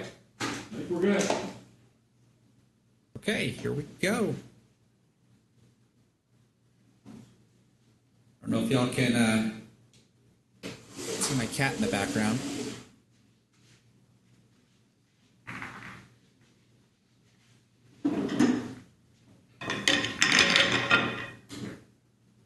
Do a quick test. Bob, can you still hear me? Okay, so he remembered to mute his audio as well, so he can't hear me.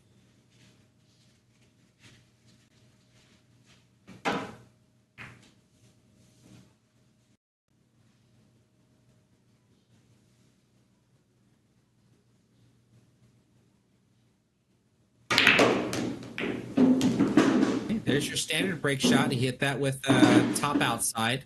So he tried to get the cue ball to come off the bottom rail and spin back towards the rack.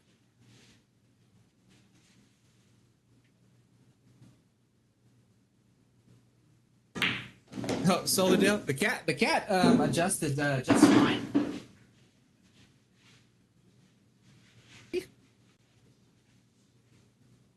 He's got a upstairs plenty of space upstairs to play in, and plenty of space downstairs to play in. And then of course the dogs keep him busy as well when they chase him around the house.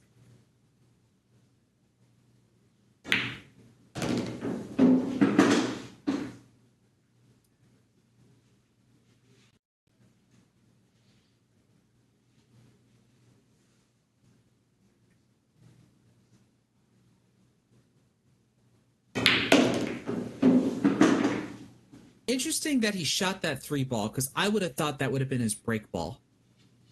So now I have no clue what his break ball is going to be right now.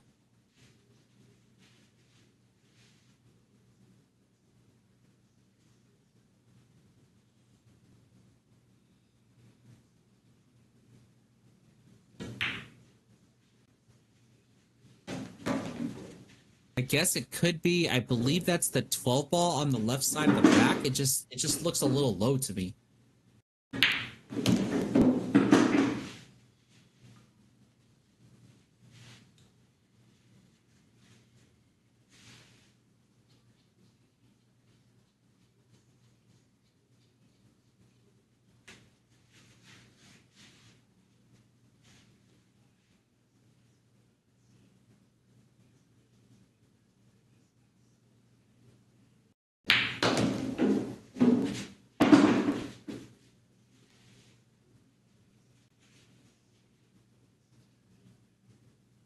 There's that same angle.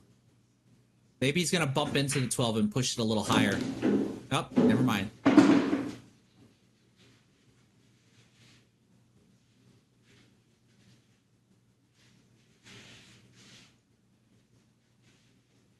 So you shoot the 11, maybe transition to one of those 2 balls that are in the middle, so that way you can go up to the 7, come back down so that whatever ball you didn't shoot that's in the middle. Oh no, what happened there?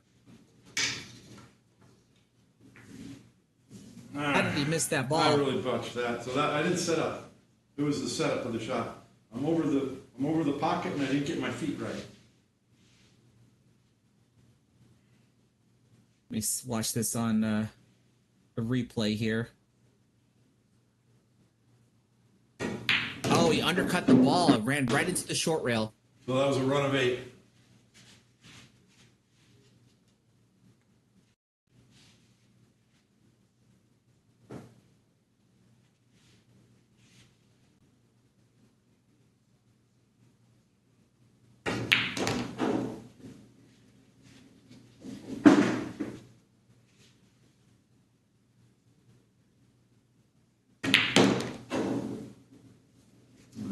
Yeah, he did that a little different than I would have thought. I thought he would have left one of them there, shoot and use one to get to the 7, and then use the 7 to get back to the one that he didn't shoot, making the transition to the 14 ball a little bit easier, since the 14 has to be the key ball.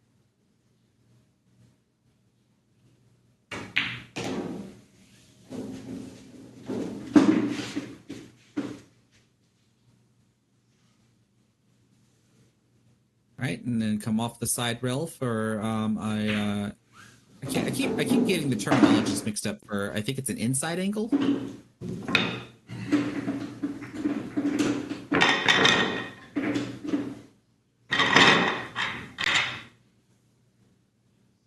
One, 2, 3, 4, only 5.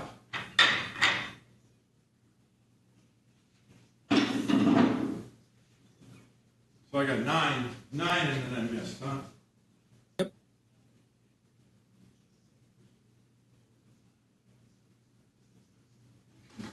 Dale's keeping score, isn't he? I got 9 and then I missed.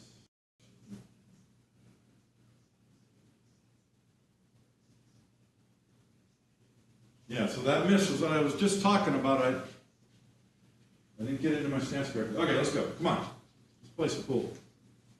Like I said, this looks a little low, so I'm curious to see how much of a cluster might be in the rack area from this back shot.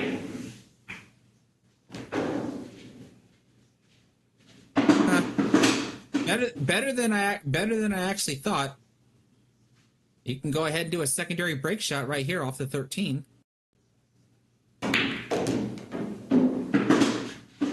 There we go. Now, this is perfect. The 14 connects to the 6. The 8-ball break shot. So that's your end. And probably the 10, you get a shot on the 10, you can come across and get on the 14. So that means he wants to use the 8-ball as the break ball.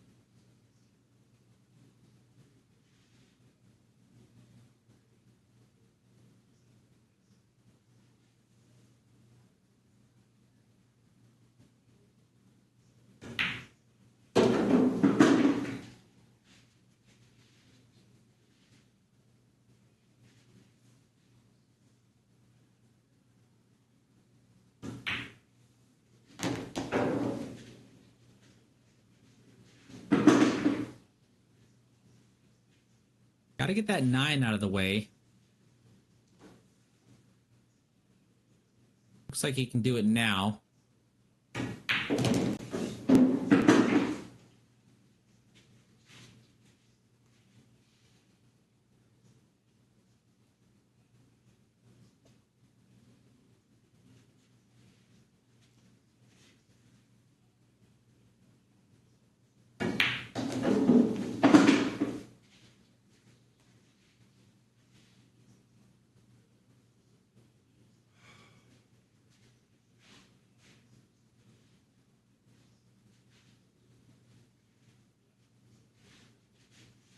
I should have rolled forward so I get to 4 and then get 4-11 and then come up there. Oops, I bumped that ball. That's twice he's done that. Now I got to get 4-15 to get to the 10. I kind of messed that up a little bit. I can also get to 10. I can also go 10, 15, 1, then come over here.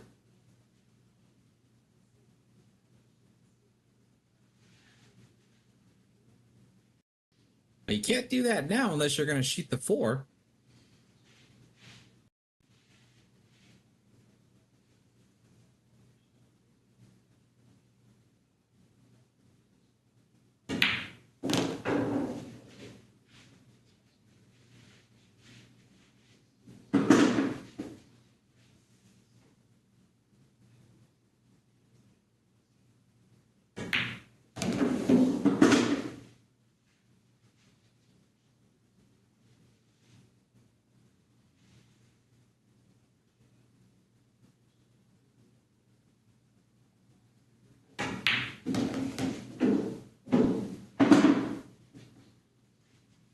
All right, that worked out nicely.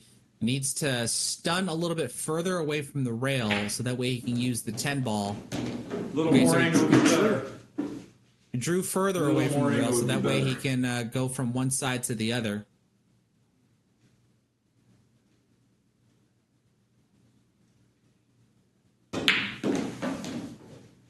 Yeah, I needed more angle to get way over there. Yep.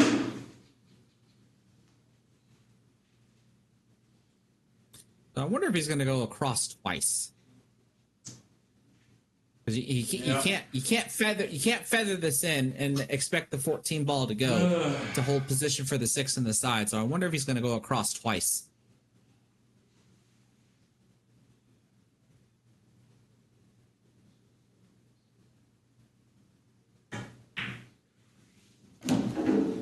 Never mind, I stand corrected.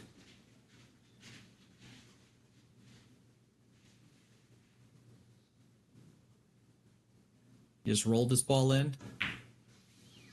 Yeah, I don't think he wanted this inside angle that he's or outside angle that he's got here.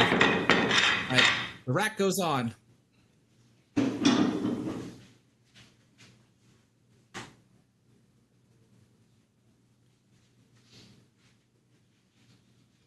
And again, the 8 ball's high on this rack, so I'd be curious if he's going to try to draw out of this one again like he did last time. Last time he missed the ball.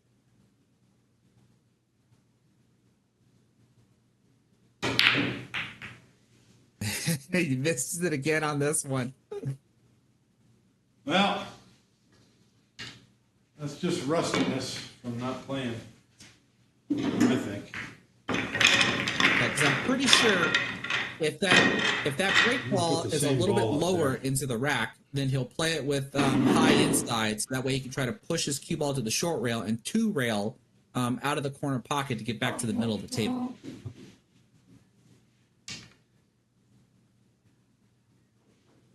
Basically, when he knows that his cue if he knows that his cue ball is going to hit the 3rd row from this outside angle is when he'll play high inside.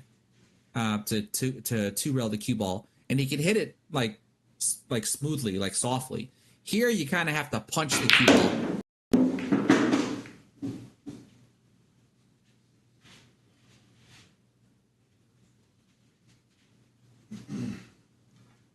You start with the 15 maybe.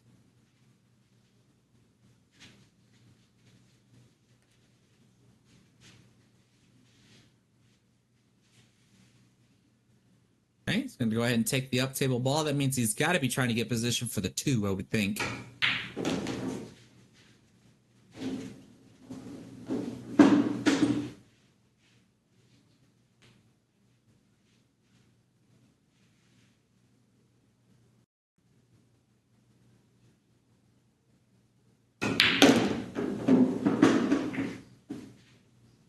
Okay, I think the 6 ball presents itself as a break ball.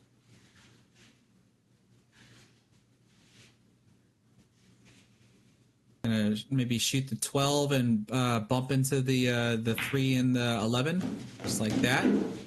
14. Maybe that's the 5 ball because I think this is the 3-14 that he's playing. Shit. Oh no! Ah, come on, man. You got to play better than that.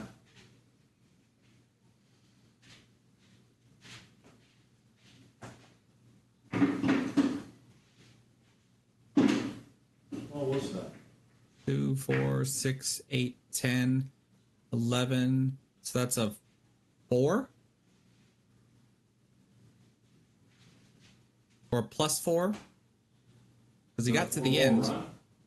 Oh, yeah, because I missed. All right, so same thing. I mean, it's a super duper easy combination, right? There's no such thing. You cannot have that idea in your head. So I have to take the time to do this, even though it's that easy. It's a simple rule of thumb that you can't take any shot for granted. Now you know why.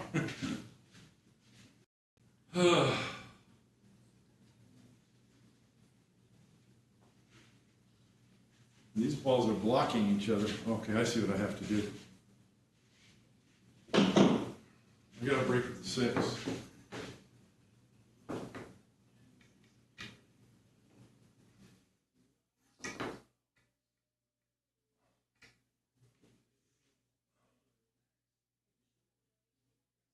Let's see, what's he gonna do? Is he gonna get positioned on the 7 to go up table? I think that's the right play.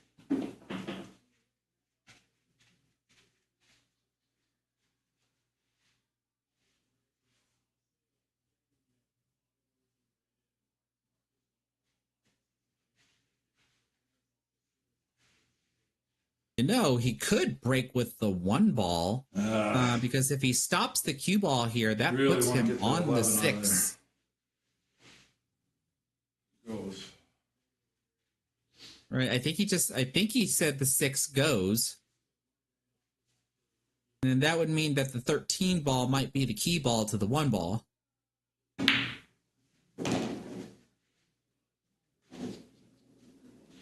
Well, maybe you shoot the 13 now since he bumped the 1 over.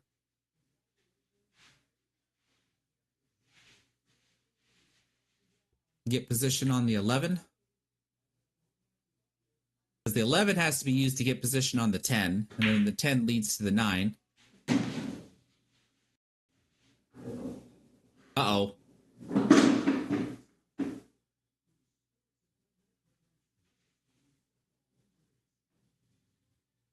Can't tell if he's got an angle that's going to brush that 6. Oh, it doesn't, didn't hurt it. Didn't hurt it. He was okay.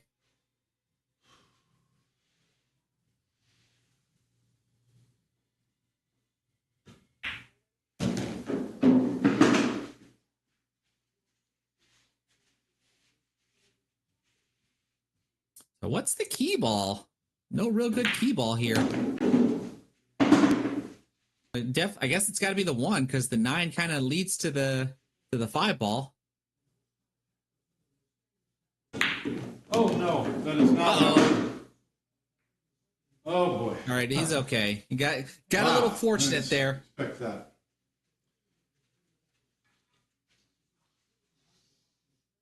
Yeah, come out to about the middle of the table so you can bounce off the side rail back to the middle of the table.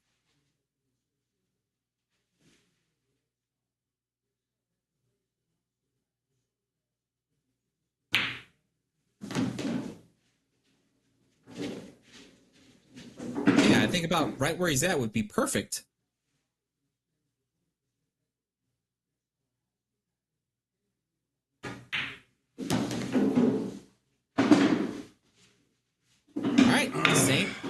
Same thing. Small outside angle where you might have to draw into the rack.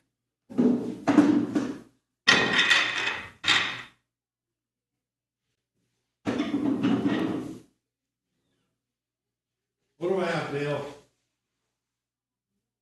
10? Yeah, so 10.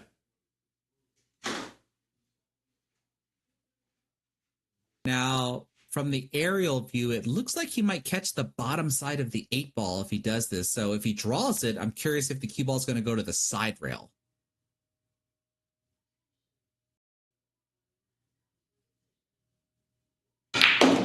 Oh, never mind. He caught the top side.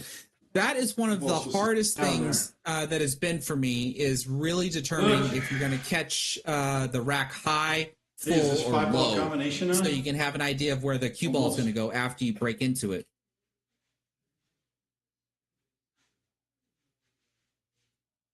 Like, there's plenty of times where it'll look like I'm going to hit low on a ball, and I end up hitting the ball that's in the next row. I hit it high, and the cue ball goes in a completely different direction than what I was expecting.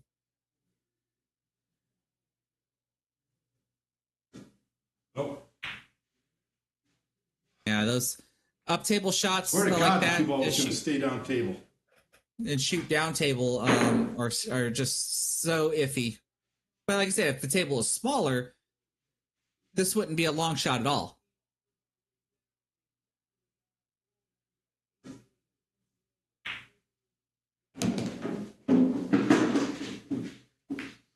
Because I've done the same thing multiple times when my cue ball is up table and I have to shoot down table at a ball. So difficult. Oh man, yeah, I might drop under 20 if I don't make some balls here.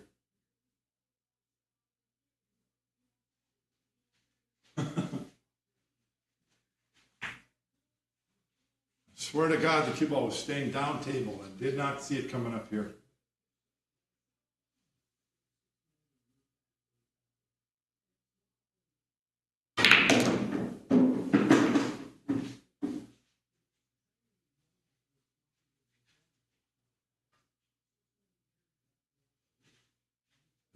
Yuck.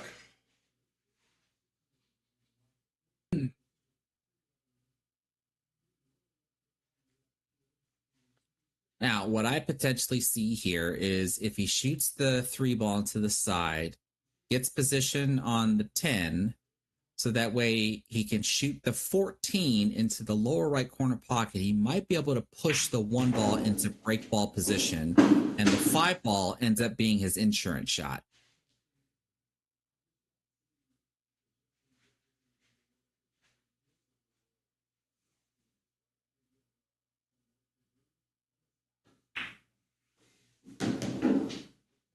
This looks good. So you hit this 14 ball with a high ball, and nudge the 4 into the 1 and push the 1 into break ball position. Except now he's going to catch the top side of the 4, which means he's also going to bump into the 6. When I said the 5 ball was the insurance shot, this changes everything. But it doesn't look like the 1 ball ended up in like a favorable position, but still might be the only break shot.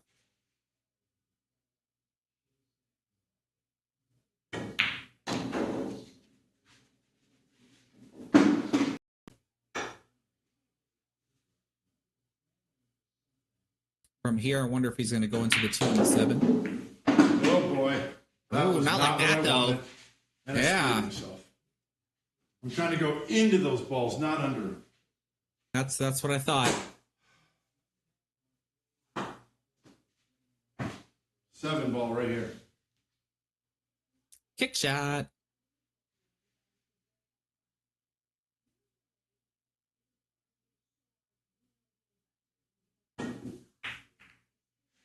Ooh, that's close. That's close. Oh my goodness! What an effort! Oh man, I thought I was going to start connecting racks, and I'm making. And it's the same thing. I shot that ball too fast. All I got to do is shoot that ball and do that. Can't go wrong.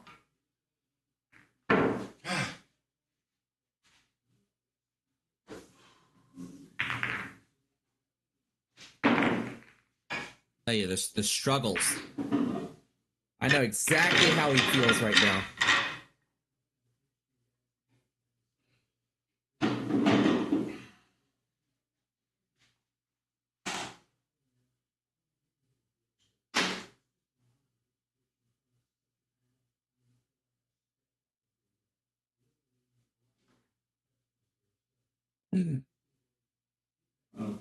How many?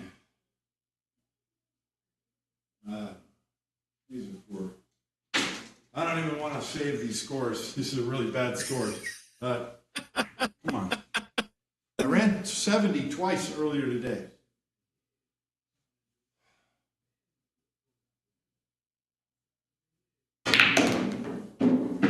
That's a scratch. The Jason Shaw scratch that caused the 714.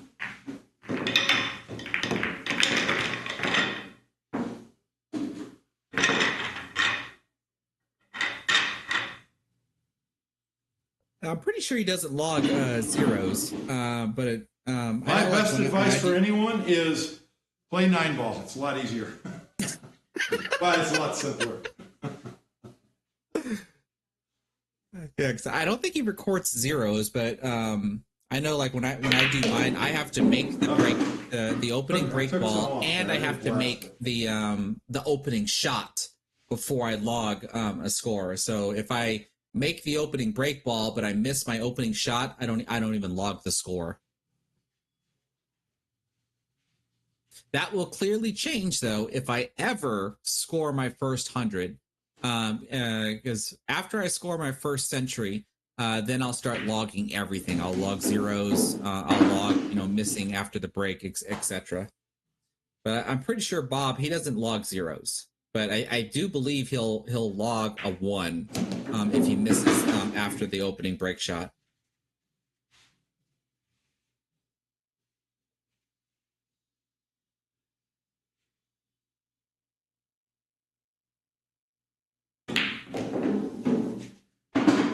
Okay, nice little nudge there.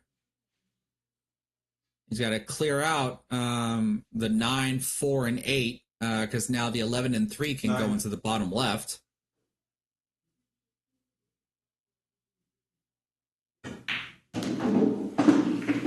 There we go. I don't mind that last little bump at all. Okay, so he's got a break ball on either side. 4. 5 ball or the... Uh-oh. Why is he doing this? Okay. So that means the... I say why the combo when there were plenty of other open shots. There were plenty of other higher percent shots than that combo. But it definitely looks like the stripe on the right side is going to be the break ball, which means the 13 ball is possibly the key ball. Actually, the 3 ball, I keep forgetting that when there is a ball near the break ball on the inside, you can use that to kind of draw up into break ball position as well.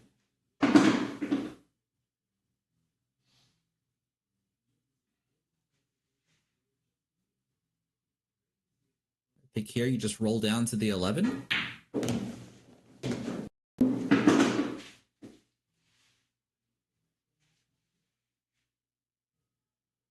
What, 2 rail back out to the middle of the table for position on multiple balls. I hit that too soft. That is not the way to hit that ball.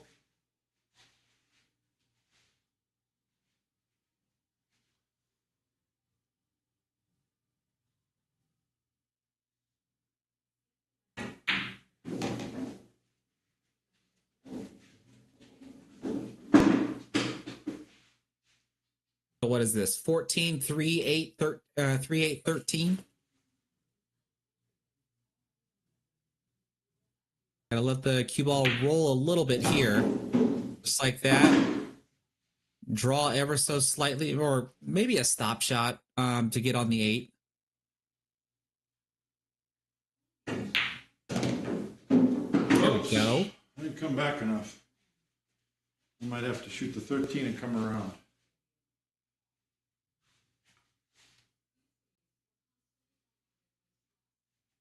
I didn't draw it back Okay. enough. Yeah, he's got an Is it worth angle it to on try the and 8 ball spin that this doesn't ball allow and him to come get on over? the 13 ball. I don't know. I don't think so.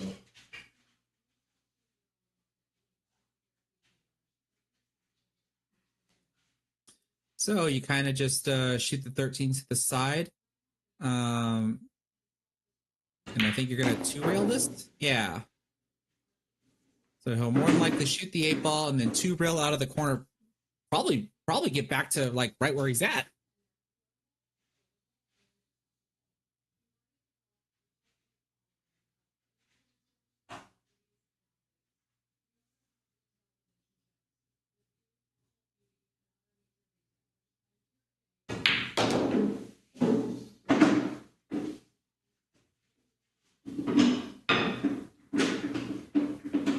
Now this one here, I think this one he might follow. He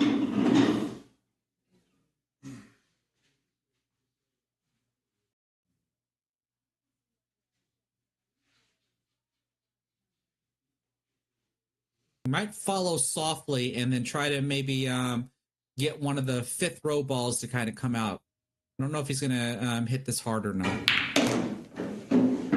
Yeah, see, there's the inside high inside 2-railer. Yikes. When that happens there, but it doesn't look like you got a shot.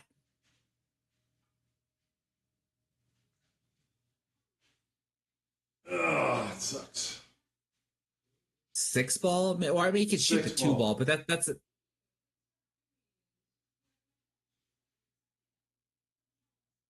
I would think maybe the 2 ball is still easier than doing this 8-6 combo. Yeah, that's tough. That's tough. Oh, if I hit it harder, it might have gone. It's very frustrating because I had a shallow angle on that, but I brought the cue ball around center table and still I'm blocked. My only other shot was to try and cut the 2 and come down. I definitely would have thought this would have been easier than trying to try to play the combo. I think the combination was easier. He thinks otherwise. I don't know. I think shooting 1 ball towards a pocket is easier than trying to combo a ball. Especially whenever you're cutting 1 ball one way to cut the other ball the other way, that's much harder. But if the cue ball's here, then I'm cutting the 8 that way and the 6 the same direction. So combinations that way are easier, I think.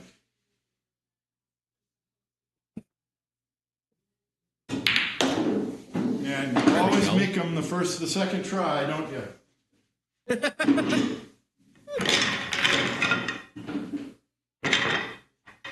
Well, I hope everybody out there is enjoying this as much as Bob struggles here. This is real life pool from an amateur's perspective. We're not professionals here. I'm pretty sure if you haven't done so already, Bob would really appreciate it if you gave the stream a thumbs up. We're done. And it looks like this is going to be his last attempt before he has a total of 200 points. So definitely give the stream a thumbs up. Show Bob your support. I'm pretty sure he'd really appreciate it.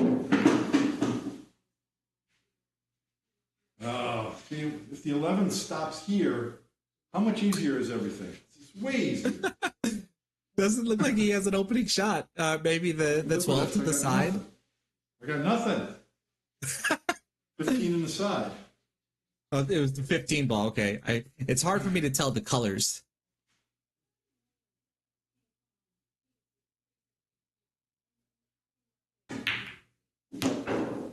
There we go. 9 ball is actually a good break shot with the 3 ball as a key ball. With it being so close to the side pocket like that, you just get your cue ball on the side rail, back cut the 9 ball into the side pocket, and just launch the cue ball right into the rack.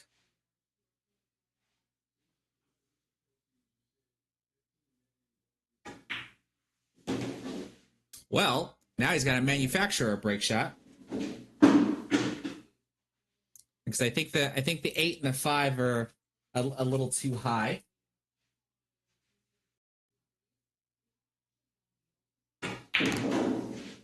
So we got another guest commentator here.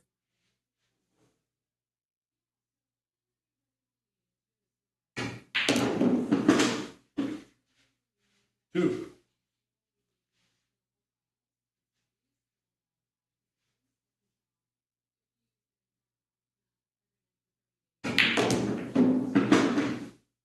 I got my brake ball, but I didn't get my insurance.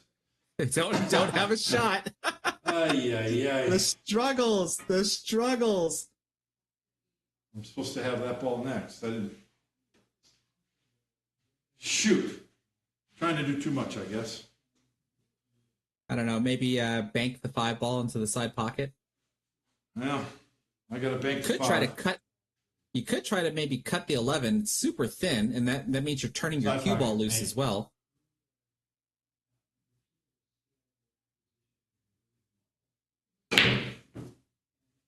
Ah. I used to be able to bank really.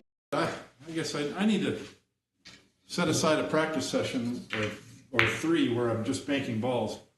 I used to bank so much better than this. It's just an off night, Bob. We all have them. Why am I banking it so tight? The 8 ball was here.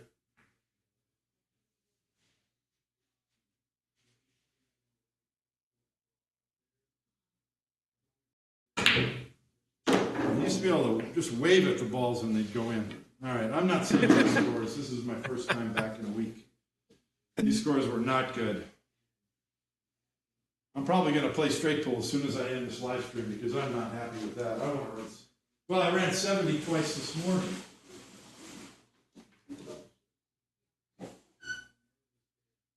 See what he says when he sees the puppy.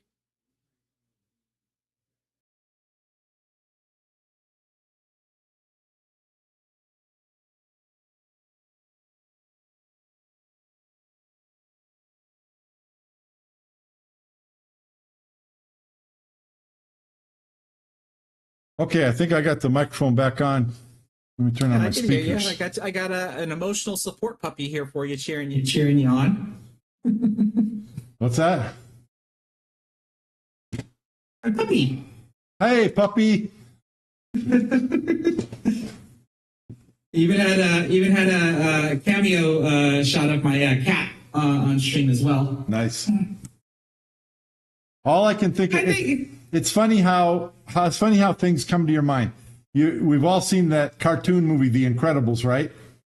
Yeah. All I can think of right now is that scene early in the movie when Mr. Incredible is in the office with his boss at the insurance company, and his boss is looking at him and going, "I'm not happy, Bob. I'm not happy. Ask me why I'm not happy." I was just telling your viewers that even though you shot like a 77 earlier today, that this is just an off night. I mean, like we all have them. You know, you shoot good 1 minute, you shoot bad the next minute, and then you bounce back and shoot good again. This morning, we've all been there. This morning I ran 70 twice. I can show you. I really did. I score my runs. But here's the difference. This morning, there's nothing else going on. There's no distractions. I've got the music playing that I love, and everything's right there, and I'm focused. And this is why I like live streams, because it kind of sort of simulates a tournament environment. Sure. There's things going on, and people are watching you, and you know they're watching you, and you're embarrassed if you miss. And I like it for that reason, and that's why I didn't play as good tonight. But that's why it's good training. Yeah, that's also why I like when I do my live streams, I try to commentate at the very beginning, but then as the stream goes on, I commentate less and less because I try to like focus more and more. Right. I do all that commentating at the beginning because my mind is getting distracted since I'm so focused on commentating plus performing that to me it's just another level of focus to where like if I can perform well while commentating, then in my opinion I'll just perform better when I'm not Absolutely. commentating. So it's just another layer of practice Yeah. that I always like doing. Yeah. That's why I like the live streams. And I hope people who watch it get something out of it. How many attempts do you think you've done over all the years you played 14-1? It'd be really Thousands. hard. Thousands, yes. Yeah, Thousands. definitely has to be thousands by now. So, like, here's an example. I've got more than one notebook where I track when I play by myself just to see. And so, like, here's an average night. Well, this one, there's only 2 innings. Sometimes I'll shoot for an hour. Sometimes I shoot for 3 hours. So 2 attempts. It can go to 10 attempts. And if I'm playing a long time, it can go to 20 attempts. So let's just do a real rough calculation. This is very, very rough. Let's say 8 attempts per day. 8 attempts per day. 4 days per week of doing attempts times 52 weeks. And let's look at the last 5 years. That's 8,320 attempts. And I've been playing pool for 40 years. So, so yeah, thousands.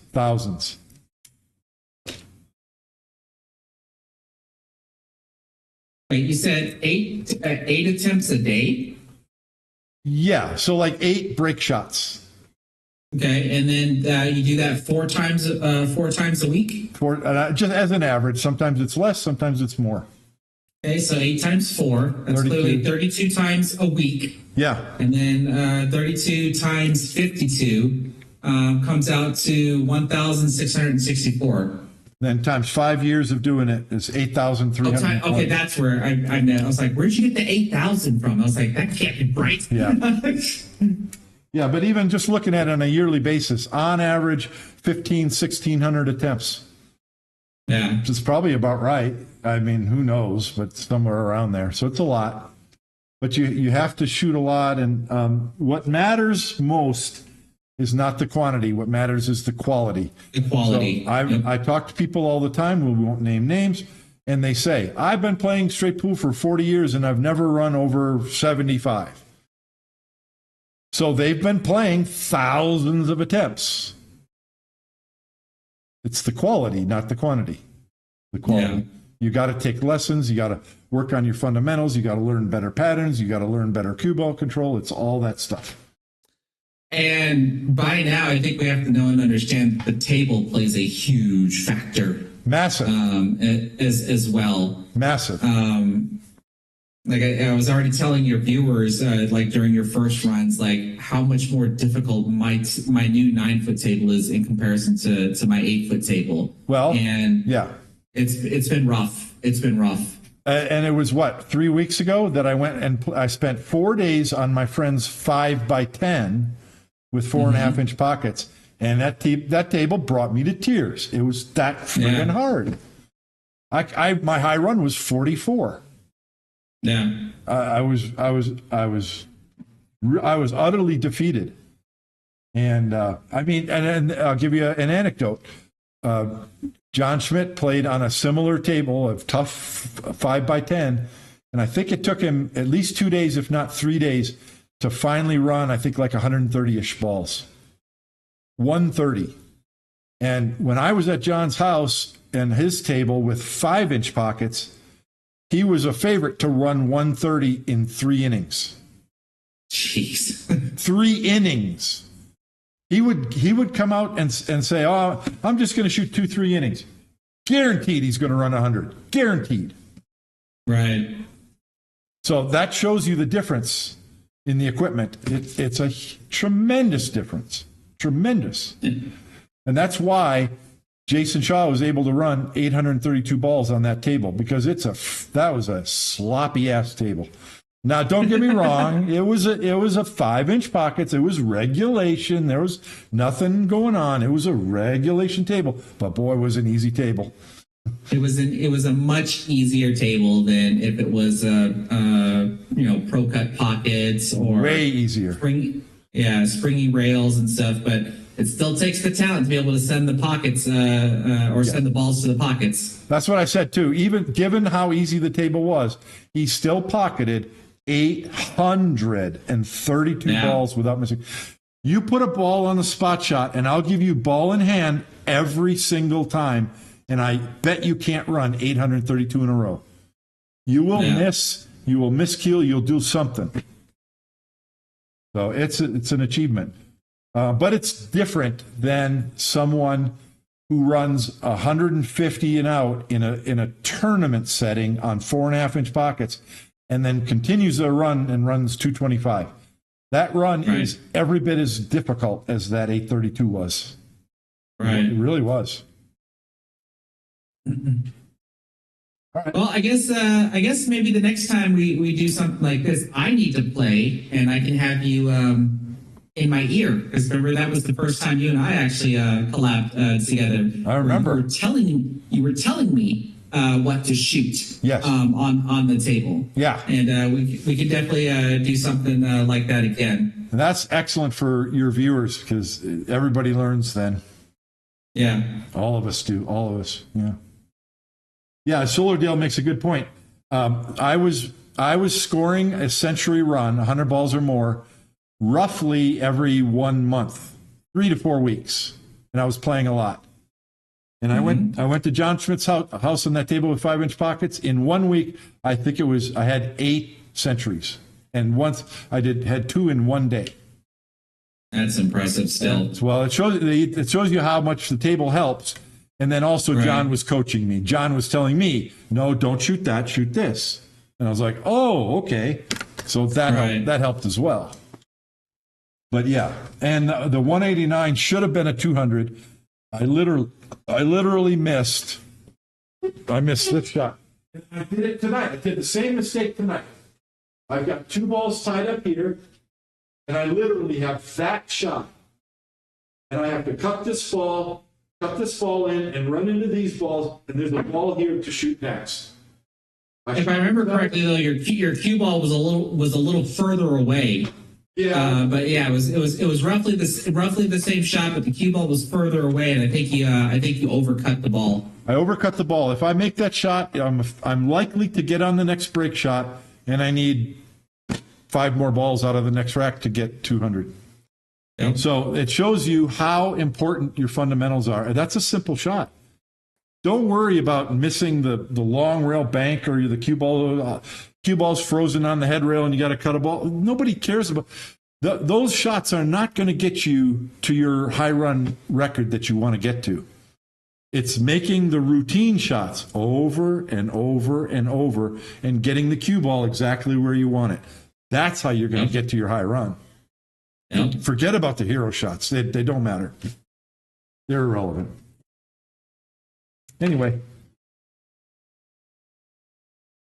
All right. Anything else, Chris?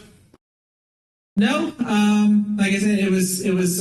First of all, thank you for having me on, doing guest commentating. Like I said, it was pleasing to me that I was able to predict a lot of what you were going to do. Good.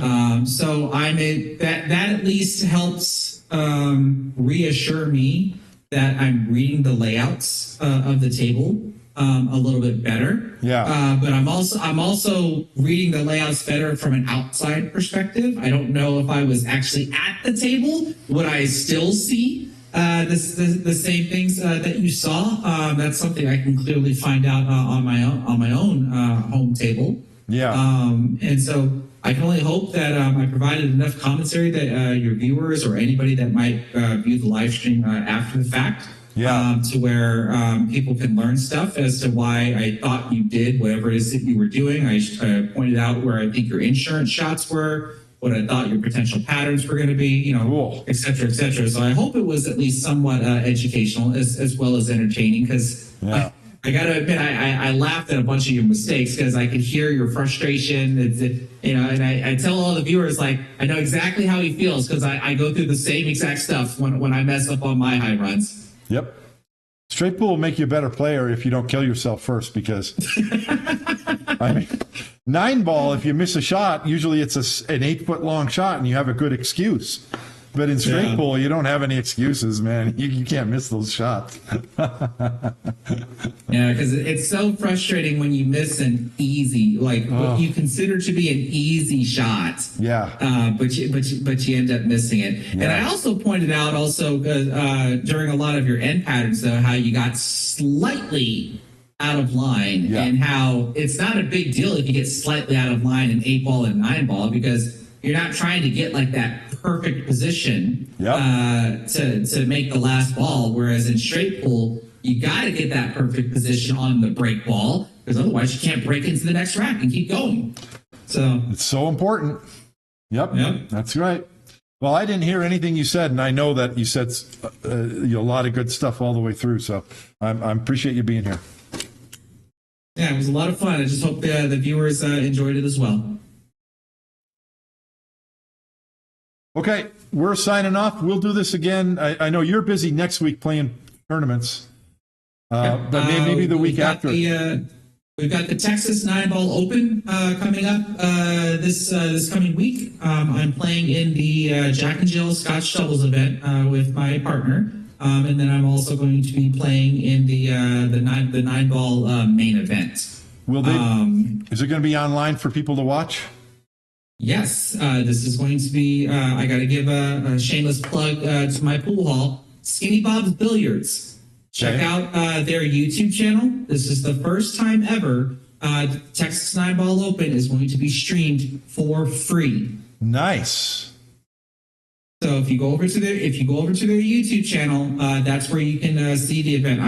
I'm pretty certain they're going to stream the entire thing and not just the 9-ball event. I they'll do just believe have- there's going to be.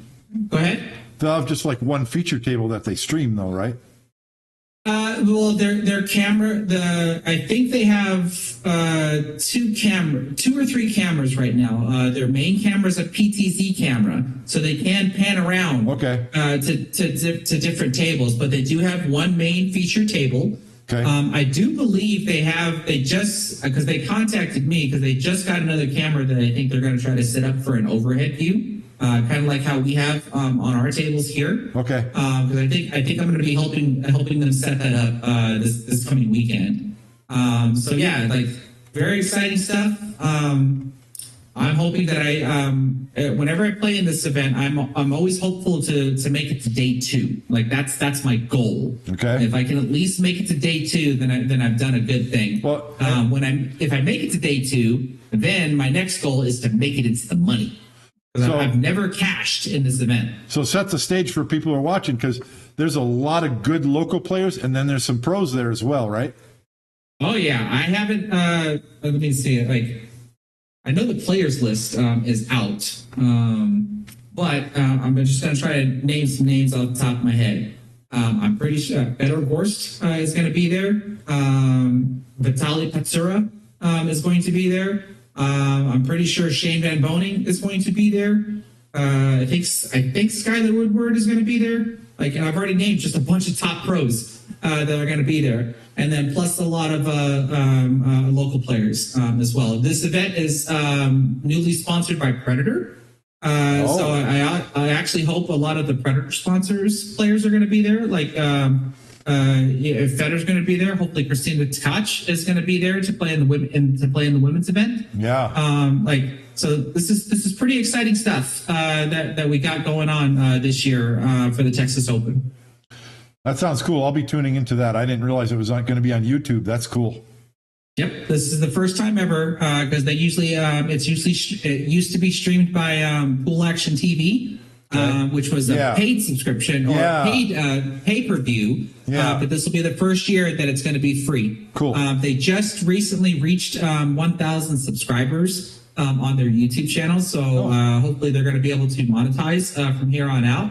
Nice. Because I think the ambition is supposed to be that whatever money that they get from ad revenue, they're going to be putting back into their tournaments. Nice. So that basically benefits the players. Yeah. Very good. Love it. So if you're for any of the Shortstop on Pool subscribers and followers, if you're not familiar with the Skinny Bob's Billiards YouTube channel, go check it out and give them a subscription. Yep. I'm going to do that for sure. All right. Well, good luck in your tournament next week, and then maybe we'll do something the week after. I'm in a place now where I'm back at straight pool, so I'm going to be fighting hard. I want to get that 200 before I go to the International Open in November. All right. Sounds good. Okay. Signing off. All right. Take care, everybody. Thanks for having me, Bob. All right. Good night.